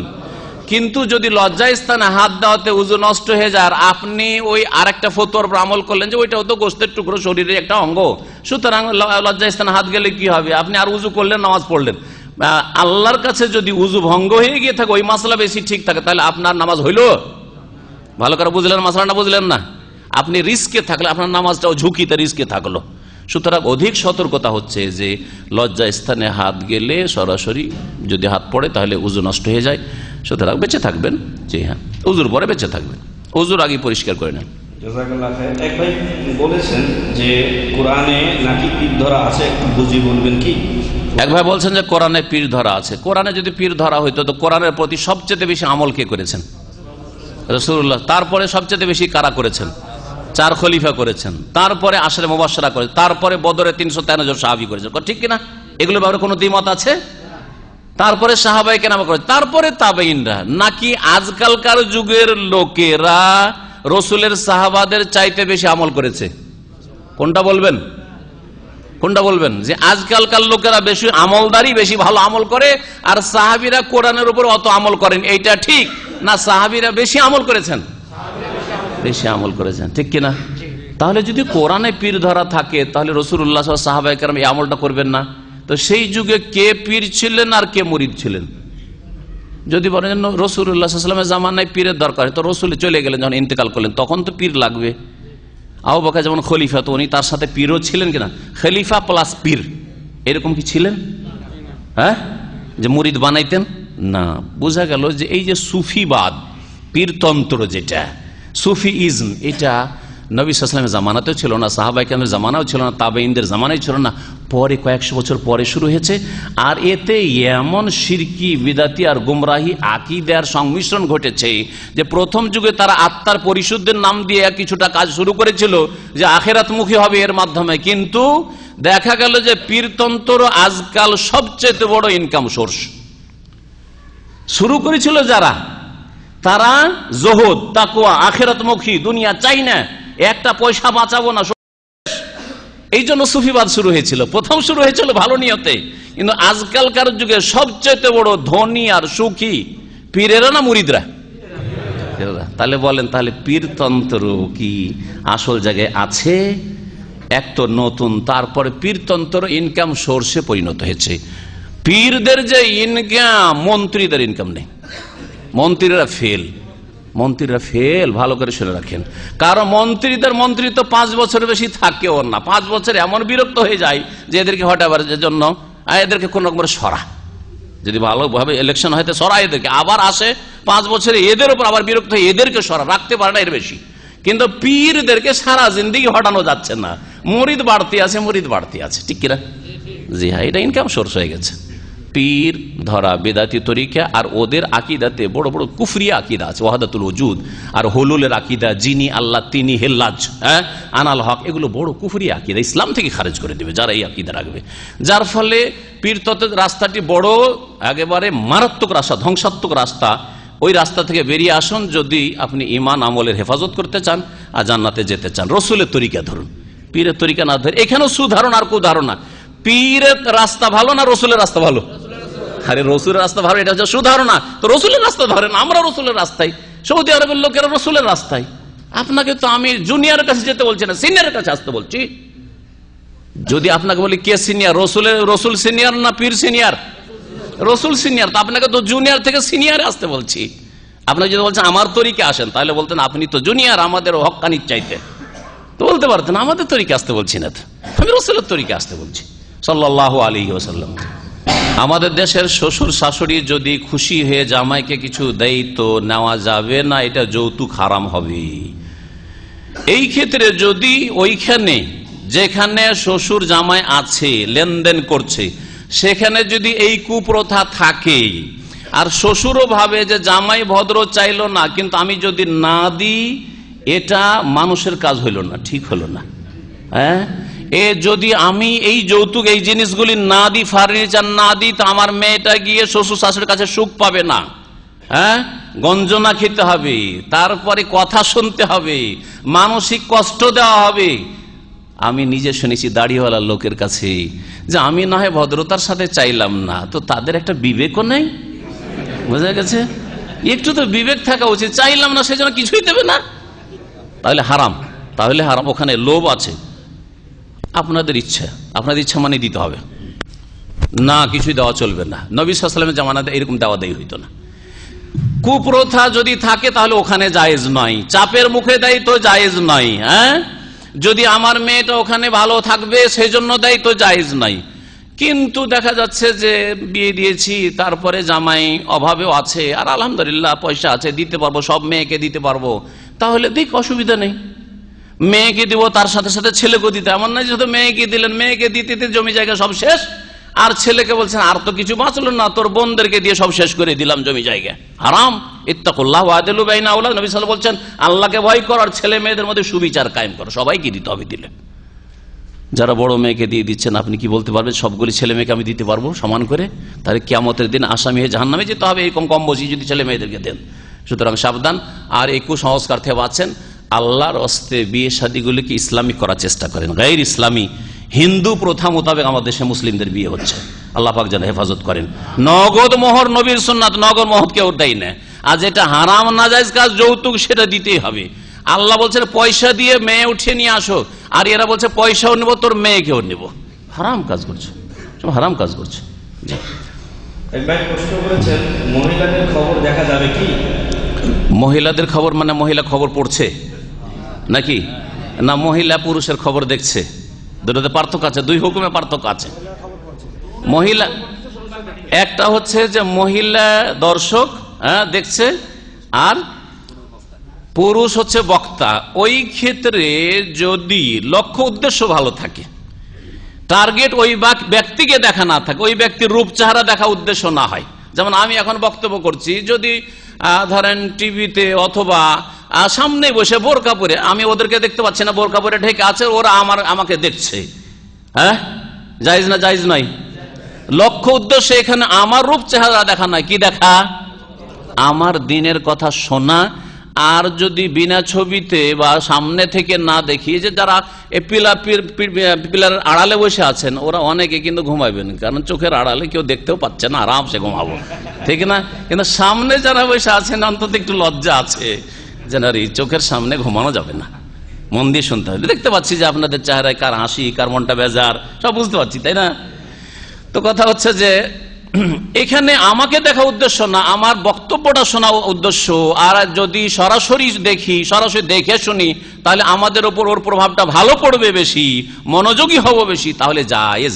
কারণ রাস্তাঘাটে মহিলারা চেহারা ঢেকে চলে আর পুরুষরা চেহারা খুলে চলে, চলছে না চলছে না? তাহলে মহিলাদের নজরটা পুরুষদের উপর পড়ছে না পড়ছে না? সাধারণভাবে নজর পড়ছে, জায়েজ না না জায়েজ? জায়েজ। যদি নাজায়েজ হতো যে কোনো পুরুষকেও দেখতে পারবে না কোনো মহিলা, তাহলে আল্লাহ যেমন বলছেন যে তোমরা মহিলারা তোমরা চেহারা ঢাকো, পুরুষরা তোমরাও ঢাকো, না হলে মহিলারা দেখে নিবে, এরকম আছে শরীয়তে বিধান নেই যখন, তাহলে বোঝা গেল যে মহিলারা পুরুষের চেহারার দিকে খারাপ উদ্দেশ্য ছাড়া দেখতে পারবে। খারাপ উদ্দেশ্য যদি দেখে যায়, রে ছেলেটা তো খুব সুন্দর আর আমি বিয়েও করিনি, অথবা বিয়ে করি কিন্তু আমার স্বামীটা তো ভালো না দেখতে, কিন্তু এই তো স্মার্ট লাগে দেখে, তো হারাম হবে কি হবে না? হারাম হবে। হ্যাঁ হারাম হবে না হবে না? তখন হারাম হবে, কারণ নিয়তটা খারাপ হয়ে গেল। ইন্নামাল আমালু বিন্নিয়াত, অসৎ নিয়তে দেখছে, এই জন্য হারাম হয়ে যাবে। আচ্ছা, এখন আসুন যে পুরুষরা মহিলা খবর পড়ছে। আজকাল দুঃখের বিষয় যে মুসলিম দেশের টিভিতেও মহিলারা খবর পড়ছে। যদি মহিলা খবর পড়ে, পুরুষদের জন্য দেখা হারাম, মুতলাক হারাম। কারণ কোন পুরুষের জন্য মহিলার দিকে অথবা মহিলা ছবির দিকে তাকানো জায়েজ নয়, জায়েজ নয়। যদি না দেখে ধরেন খবর শুনছে, রেডিওর খবর হয়, শুধু আওয়াজ শুনছে, এই ক্ষেত্রেও সতর্কতা হচ্ছে যে মহিলাদের অতিরিক্ত আওয়াজ শোনা এটা ফিতনায় লিপ্ত করে। কারণ ওদের আওয়াজে কি রয়েছে? একটা আকর্ষণ রয়েছে। আমার আওয়াজে অত আকর্ষণ নেই, অনেকের ঘুম আসছে, কিন্তু এখানে যদি মহিলাকে বসিয়ে দেওয়া হয় আর সারা রাত বক্তব্য চলে, আর কোরআন হাদিসের ভাঙচুর করেও বক্তব্য করে, জাল কথাও বয়ান করে, তাও ফজর পর্যন্ত শুনবেন, ঘুম আসবে না, ঠিক কিনা? একদিন ফেসবুকে দেখছি এক মহিলা বক্তব্য করছে, চেহারা ঢেকেই করছে, মহিলা বক্তব্য করছে, আর এত ভুলভাল গাঁজাখড়ি জাল হাদিস বয়ান করছে ইত্যাদির ফজিলতে। আর যে লিখনেওয়ালা যে ওর উপরে একটা লিখছে, যেটা স্ট্যাটাস দিচ্ছে, সে বলছে গুরুত্বপূর্ণ আলোচনা। আর ওর দেখা যাচ্ছে যে ভিউয়ার যারা দর্শকদের সংখ্যা অনেক বেশি, কারণ মহিলার যে বক্তব্য, আওয়াজ শুনতে মজা লাগছে, মিষ্টি মিষ্টি আওয়াজ, ঠিক না? তাহলে বোঝা গেল যে ইসলামের কথাও মহিলাদের আওয়াজে এইরকম শোনা পুরুষদের জন্য উচিত নয়, জায়েজ নয়, যদি পুরুষরা পুরুষ থেকে শিখতে পারে। হ্যাঁ, পুরুষ যদি কোনো সাবজেক্ট না শিখাইতে পারে, যে পুরুষদের মধ্যে কেউ নেই, তখন মহিলার কাছে যাওয়া জায়েজ রয়েছে। আয়েশা রাদিয়াল্লাহু আনহার কাছ থেকে পর্দার আড়াল থেকে সাহাবী পুরুষরা হাদিস শিখতেন, ওই হাদিসগুলি যেগুলি পারিবারিক বিষয়ের সাথে সম্পর্কিত। নবী সাল্লাল্লাহু আলাইহি ওয়াসাল্লাম বিবি ছাড়া কেউ জানে না। হ্যাঁ, কাপড়ে বীর্য লেগে গেলে নবী সাল্লাল্লাহু আলাইহি ওয়াসাল্লাম কি করতেন, বোঝা গেছে? অথবা পর্দার ব্যাপারে, অথবা মাসিকের মাসলা মাসাইল, নেফাসের মাসলা মাসাইল, ইস্তিহাজার মাসলা মাসাইল নবী করিম সাল্লাল্লাহু আলাইহি ওয়াসাল্লামের বিবিরা বেশি জানবেন কি জানবেন না? তো এই মাসলাগুলি অন্য পুরুষের চাইতে, অন্য সাহাবীর চাইতে মা আয়েশা বেশি জানতেন, যার ফলে পর্দার আড়াল থেকে সাহাবীরা তখন শিখার প্রয়োজন ছিল। কিন্তু এখন কোন মহিলার কাছ থেকে ইসলাম শিখার প্রয়োজন আছে? ইসলাম শিখাই যদি জায়েজ না হয়, তো দেশের খবর শুনবেন, আজকে কয়টা মরলো আর কয়টা জন্মিলো, আর কোনখানে কয়টা অ্যাক্সিডেন্ট হইলো, আর কোনখানে কে মিছিল করলো, কোনখানে বিক্ষোভ হইলো, আর ইত্যাদি ইত্যাদি, কোনখানে ইলেকশন হইলো, কত ভোটে জিতলো, কত ভোটে হারলো। এগুলো জেনে আপনার না একটা নেকি আছে, না, সময় খরচ করলেন, একটা নেকিও হলো না আর একটা রিয়ালও হাসিল হলো না। এইরকম কাজকে কোরআনের ভাষায় লাগো অসার ফালতু কাজ বলা হয়েছে। মুমিন ব্যক্তি সময়কে ফালতু কাজে নষ্ট করে না। সুতরাং দেশে কে বাঁচলো কে মরলো জেনে কোনো লাভ নেই। আর জানতে হইলে পত্রপত্রিকা আছে, একটু দেখে নেন, বাস হয়ে গেল। মহিলার ছবি দেখে নয়, খবরদার না। মহিলাদের খবর যদি মহিলারা পড়ে বা মহিলাদের অ্যাডভার্টাইজ পর্যন্ত আসে ইসলামিক চ্যানেল, ইসলামিক টিভির নামে, তো সেই টিভি দেখাও জায়েজ নয়। সেই টিভি দেখা যায় হঠাৎ করে উলঙ্গ অর্ধউলঙ্গ মহিলারা চলে আসছে ইসলামের কথা বলতে, হুজুররা আসছে, হুজুররা কিছু বলতে বলতে উলঙ্গ অর্ধ উলঙ্গ চলে আসছে অ্যাডভার্টাইজের জন্য, সাবান ফ্যাক্টরির একটা, কলগেটের একটি, ইত্যাদি ইত্যাদি। সব জায়েজ নয়। দেবরের সামনে ভাবি মুখ খুলে যেতে পারবে কি? না, যেতে পারবে না। দেবরের সামনেও যাবে না, দুলা ভাইয়ের সামনেও যাবে না, ভগ্নিপতির সামনেও যাবে না। যারা গায়ের মাহরাম, যাদের সাথে স্থায়ীভাবে বিবাহ হারাম, একমাত্র তাদের সামনে চেহারা খুলে যেতে পারবে। স্থায়ী বা বিবাহ হারাম, দেবরের সাথে স্থায়ী বিবাহ হারাম। স্বামী মারা যায় তো ওই দেবরকে বিয়ে করা জায়েজ কিনা? ভাসুরকে বিয়ে করা জায়েজ কিনা? যদি আপনার বোন মারা, কোনো মহিলার বোন মারা যায়, তাহলে ওই দুলহা ভাইকে বা ভগ্নিপতিকে বিয়ে করা জায়েজ কিনা? তাহলে বোঝা গেল যে এদের সামনে চেহারা খুলে জায়েজ যাওয়া জায়েজ না। কিন্তু আপন চাচার সাথে বিয়ে জায়েজ? কখনো জায়েজ না। আপন চাচার সামনে যান, কিন্তু খালাতো চাচা, মামাতো চাচা, চাচতো চাচা, ওগুলো চাচা নয়, ওগুলো দেশি চাচা, ওগুলো শরীয়তের চাচা নাই, বুঝছেন না? এইরকমই নিজের ছেলে, নিজের ভাতিজা, আপন ভাতিজা, আপন ভাইগেনা, আপন বোনের, আর আপন মানে বৈমাত্রীয়, বৈপিত্রীয় অথবা মা বাবা দুই দিক থেকে, এরা হচ্ছে আপন।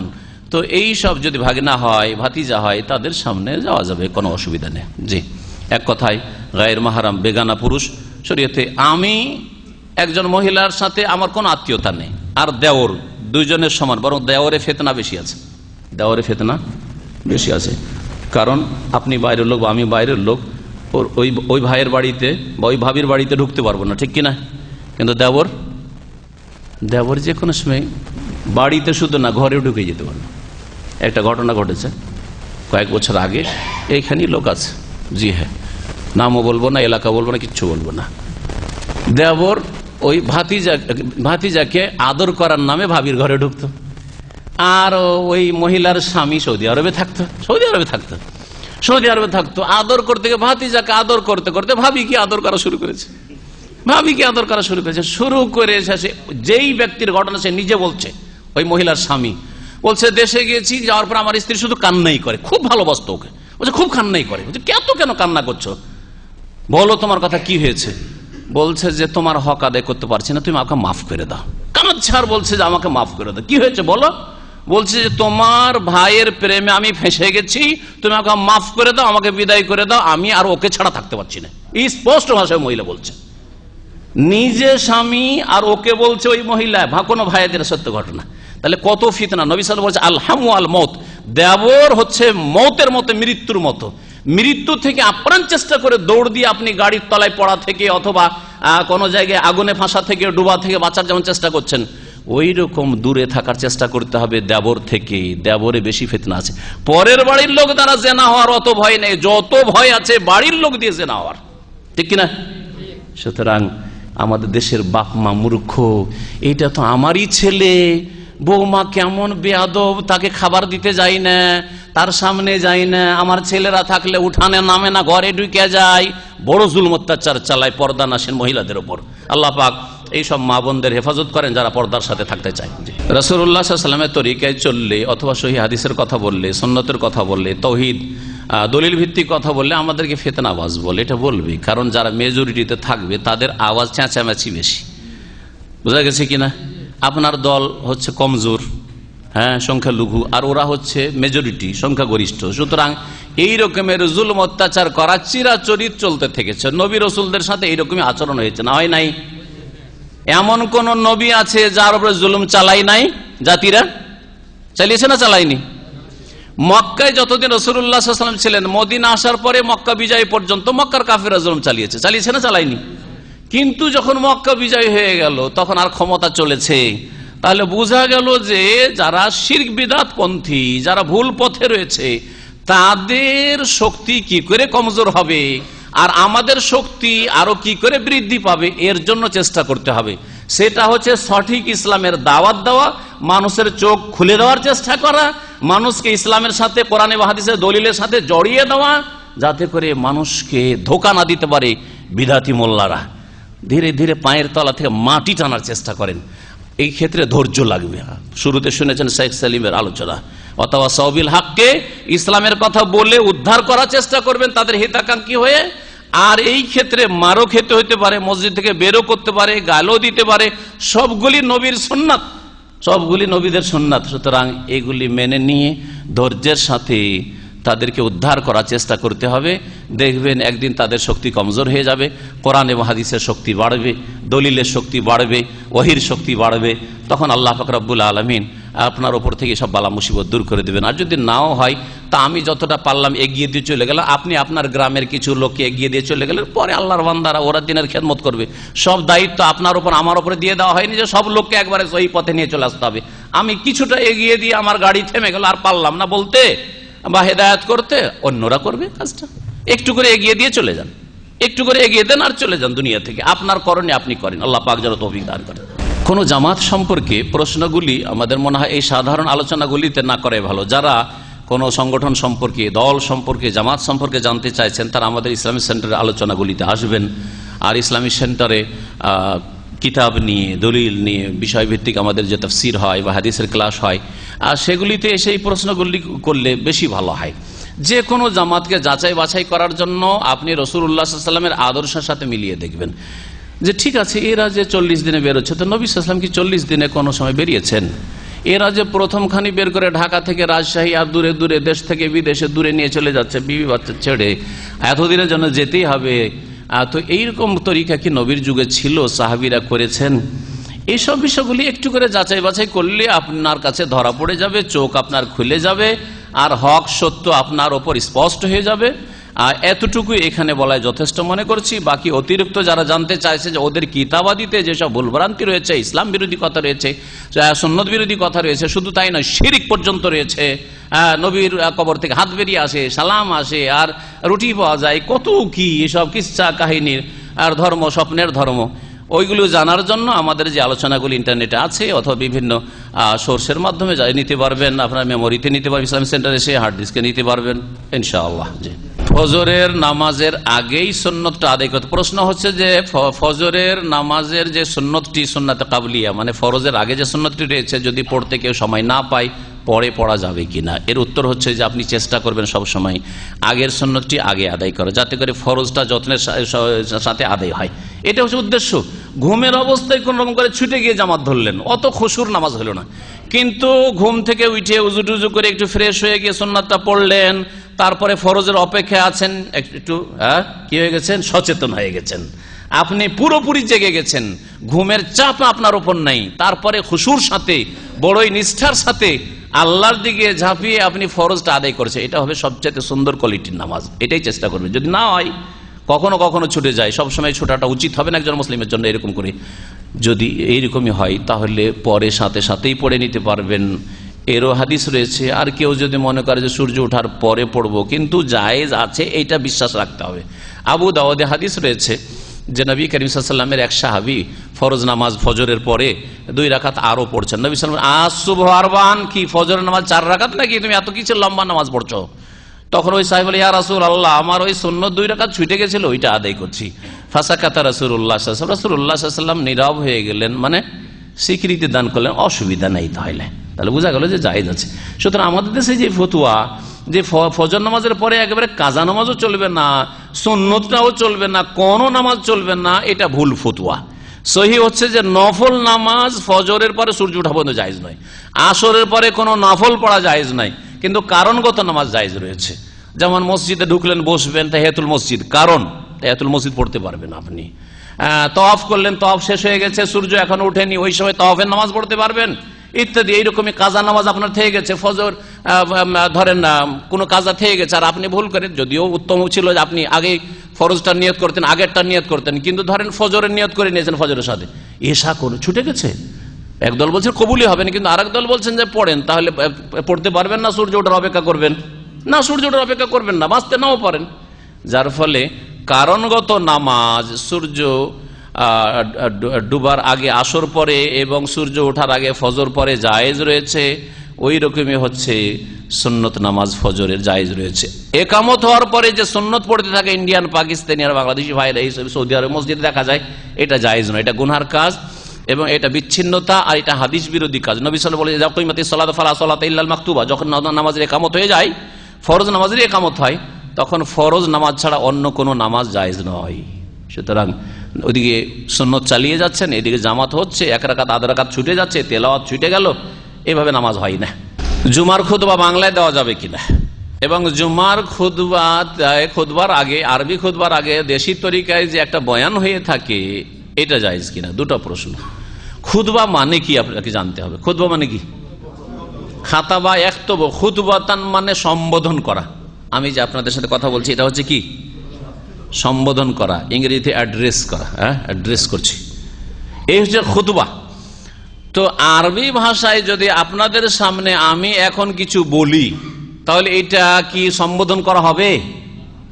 আরবি বুঝেন না আপনারা, আর আরবিতে আপনাদের সাথে আমি করছি, আপনাদের সামনে আরবি স্পিচ রাখছি, তাহলে এটা কি সম্বোধন হবে? সম্বোধন হবে না, কারণ যে ভাষা বুঝেন না ওই ভাষা বলছি, ঠিক না? তাহলে বাংলাতে যদি আমি বলি তাহলে আপনাদের সাথে কি হবে? সম্বোধন হবে, আপনাদের কানে পৌঁছবে, আপনি বুঝতে পারবেন, অন্তরের নামবে। এটা হচ্ছে খুতবার শাব্দিক অর্থ, আর এটা হচ্ছে খুতবার লক্ষ্য উদ্দেশ্য। আর নবী করিম সাল্লাল্লাহু আলাইহি ওয়াসাল্লাম যখন যেই সমস্যাগুলি থাকতো, যেই রকমের মৌসুম থাকতো, যেই রকমের প্রয়োজন থাকতো, সেই রকমের খুতবা দিতেন, জুমার বা ঈদের বা অন্য অন্য এইভাবে খুতবা দিতেন। বোঝা গেছে? খুতবা মানে এক কথায় বক্তব্য সম্বোধন করা। জুমার খুতবাগুলি আমাদের দেশে 12 চাঁদের যে খুতবা, প্রায় 80 থেকে 100 বছর আগে এগুলো লেখা হয়েছে। সারসিনার 12 চাঁদেরই হোক আর অন্যান্য খুতবা হোক, এগুলি কিছু ইংরেজদের আমলে লেখা হয়েছে, কিছু এমনও খুতবা আছে যে মুঘল আমলে লেখা হয়েছে, এত পুরাতন। সেই যুগ থেকে আজকে দুনিয়া কত দূরে এগিয়ে চলে গেছে। ওই সব খুতবা যদি বুঝেও তো পড়ে সম্বোধন করে লাভ আছে? লাভ নেই। তারপরে জাতি বুঝেও না। সুতরাং আরবি ভাষায় বাঙালিদের খুতবা দেওয়া অথবা ইন্ডিয়ানদের খুতবা দেওয়া এটি অসঙ্গত কাজ, অযৌক্তিক কাজ। খুতবা হবে দেশের বা শ্রোতাদের, মসজিদের মুসল্লিদের, জুমার হাজেরিনদের মাতৃভাষায়, যাতে করে ওদেরকে সম্বোধন করা সম্ভব হয়। জুমার খুতবা, ঈদের খুতবা সবগুলি। যদি বিদাতি মোল্লা সংশয় পয়দা করে আপনাকে যে নবী সাল্লাল্লাহু আলাইহি ওয়াসাল্লাম তো খুতবা দেননি আরবি ছাড়া, তাহলে কি জবাব দেবেন? নবী করিম সাল্লাল্লাহু আলাইহি ওয়াসাল্লাম ইন্ডিয়া কখন তিনি তামিল আর উর্দু শিখবেন? গেছেন নাকি? আর যদি ইমামে হারাম মক্কার ইমাম একদিন, 2 দিন, 3 দিনের জন্য বাংলাদেশ যায় বক্তব্য করার জন্য, বা নামাজ পড়াবে আর বক্তব্য করবে, তাকে কি বাংলা শিখা জরুরি নাকি? না তিনি বক্তব্যটা আরবিতে করে দেবেন আর সেটা ট্রান্সলেট করে দেওয়া যথেষ্ট, ঠিক কিনা? তো নবী সাল্লাল্লাহু আলাইহি ওয়াসাল্লাম আরব দেশের বাইরেই যাননি কোথাও, ঠিক না? যদি এতেও ক্ষান্ত না হয়, তোকে বলেন ঠিক আছে, নবী আরবিতে যেহেতু জুমার খুতবা, ঈদের খুতবা দিয়েছেন, সেজন্য আপনারা বলছেন যে বাংলায় খুতবা দেওয়া বিদআত। তাহলে নবী সাল্লাল্লাহু আলাইহি ওয়াসাল্লামের সাহাবীরা মাসলা মাসাইল জিজ্ঞাসা করেছেন কোন ভাষায়? আরবিতে না অন্য কোন ভাষায়? ঠিক না? তাহলে আরবিতে মাসলার উত্তর দেওয়ার, আরবিতে মাসলা জিজ্ঞাসা করা সুন্নাত কিনা? ভালো করে বুঝছেন না? বুঝছেন না? নবীকে সাহাবীরা আরবিতে সওয়াল করেছেন মাসলা মাসাইল ফতোয়া, আর ফতোয়া দিয়েছেন কিসে? আরবিতে। তাহলে আরবিতে ফতোয়া দেওয়া, আরবিতে উত্তর জিজ্ঞাসা করা, এটাই সুন্নত কিনা?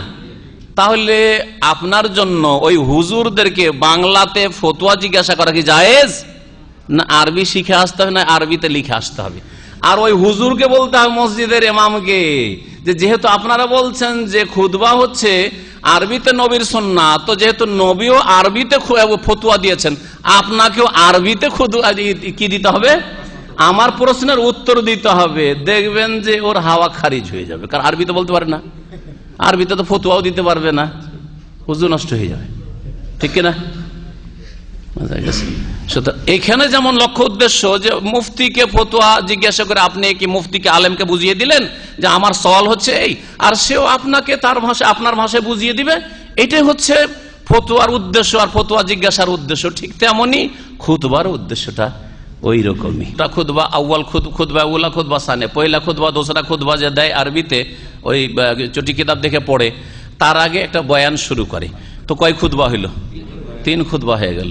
নবীর সুন্নাত 2 খুতবা না 3 খুতবা? সুতরাং এই 2 খুতবার আগে আর একটা বার বয়ান রাখা, এটা আর একটি বিদআত, 3 খুতবার বিদআত। কি এটা হচ্ছে 3 খুতবার বিদআত। দেখেন, নবীর খুতবার লক্ষ্য উদ্দেশ্যের সুন্নতকে বাদ দিতে গিয়ে আর এক বিদআতে লিপ্ত হয়েছে, বয়ানের বিদআতে লিপ্ত হয়েছে। জুমার দিনে এইরকম কোন বয়ান নাই ইসলামে। জি, যাকাত দেব কাকে? যাকাত সম্পর্কে সূরা তওবায় একটি আয়াত রয়েছে, আয়াত নম্বর 60 সম্ভবত। ইন্নামা সাদাকাতুল, সূরা তওবার আয়াত নম্বর 60, ইন্নামা সাদাকাতুল লিল ফুকারায়ে ওয়াল মাসাকিনে ওয়াল আমিলিনা আলাইহা ওয়াল মুআল্লাফাতি কুলুবুহুম ওয়া কুলুবুহুম ওয়া ফির রিকাবি ওয়াল গারিমিনা ওয়া ফি সাবিলিল্লাহি ওয়া ইবনিস সাবিলি। 8 ভাগ করা হয়েছে। আয়াতটা পড়ে ওতে আপনারা বুঝে নেবেন, একটু নিজেও মেহনত করেন, কারণ সময় নেই যে 8টার ব্যাখ্যা করব। তবে প্রথম আল্লাহ শুরু করেছেন ফকির মিসকিন দিয়ে, আর যে 8টা খাত আল্লাহ উল্লেখ করেছেন ওতে কোনো ইসলামিক সংগঠনও নেই, আর ওতে এই মসজিদ নেই, মসজিদে দেওয়া জায়েজ নাই। আর মাদ্রাসার বিষয়টি যে রয়েছে, এই ক্ষেত্রে ওখানে যদি গরিব দুঃখীরা থাকে তাদের খাদ্যের ব্যবস্থা করা অথবা তাদের বস্ত্রের ব্যবস্থা করা ইত্যাদি, এই সব ক্ষেত্রে যদি ব্যয় করা হয় তাহলে ঠিক আছে। কিন্তু শিক্ষকদের বেতনের ব্যাপারে ওলামাদের অনেক দ্বিমত রয়েছে, যার ফলে ওইসব না গিয়ে বেঁচে থাকেন। যেখানে আল্লাহ খরচ করতে বলেছে ওখানে খরচ করেন। আত্মীয়দের মধ্যে এমন ব্যক্তিকে যাকাত দেওয়া যাবে না যার খরচ বহন করা আপনার ফরজ।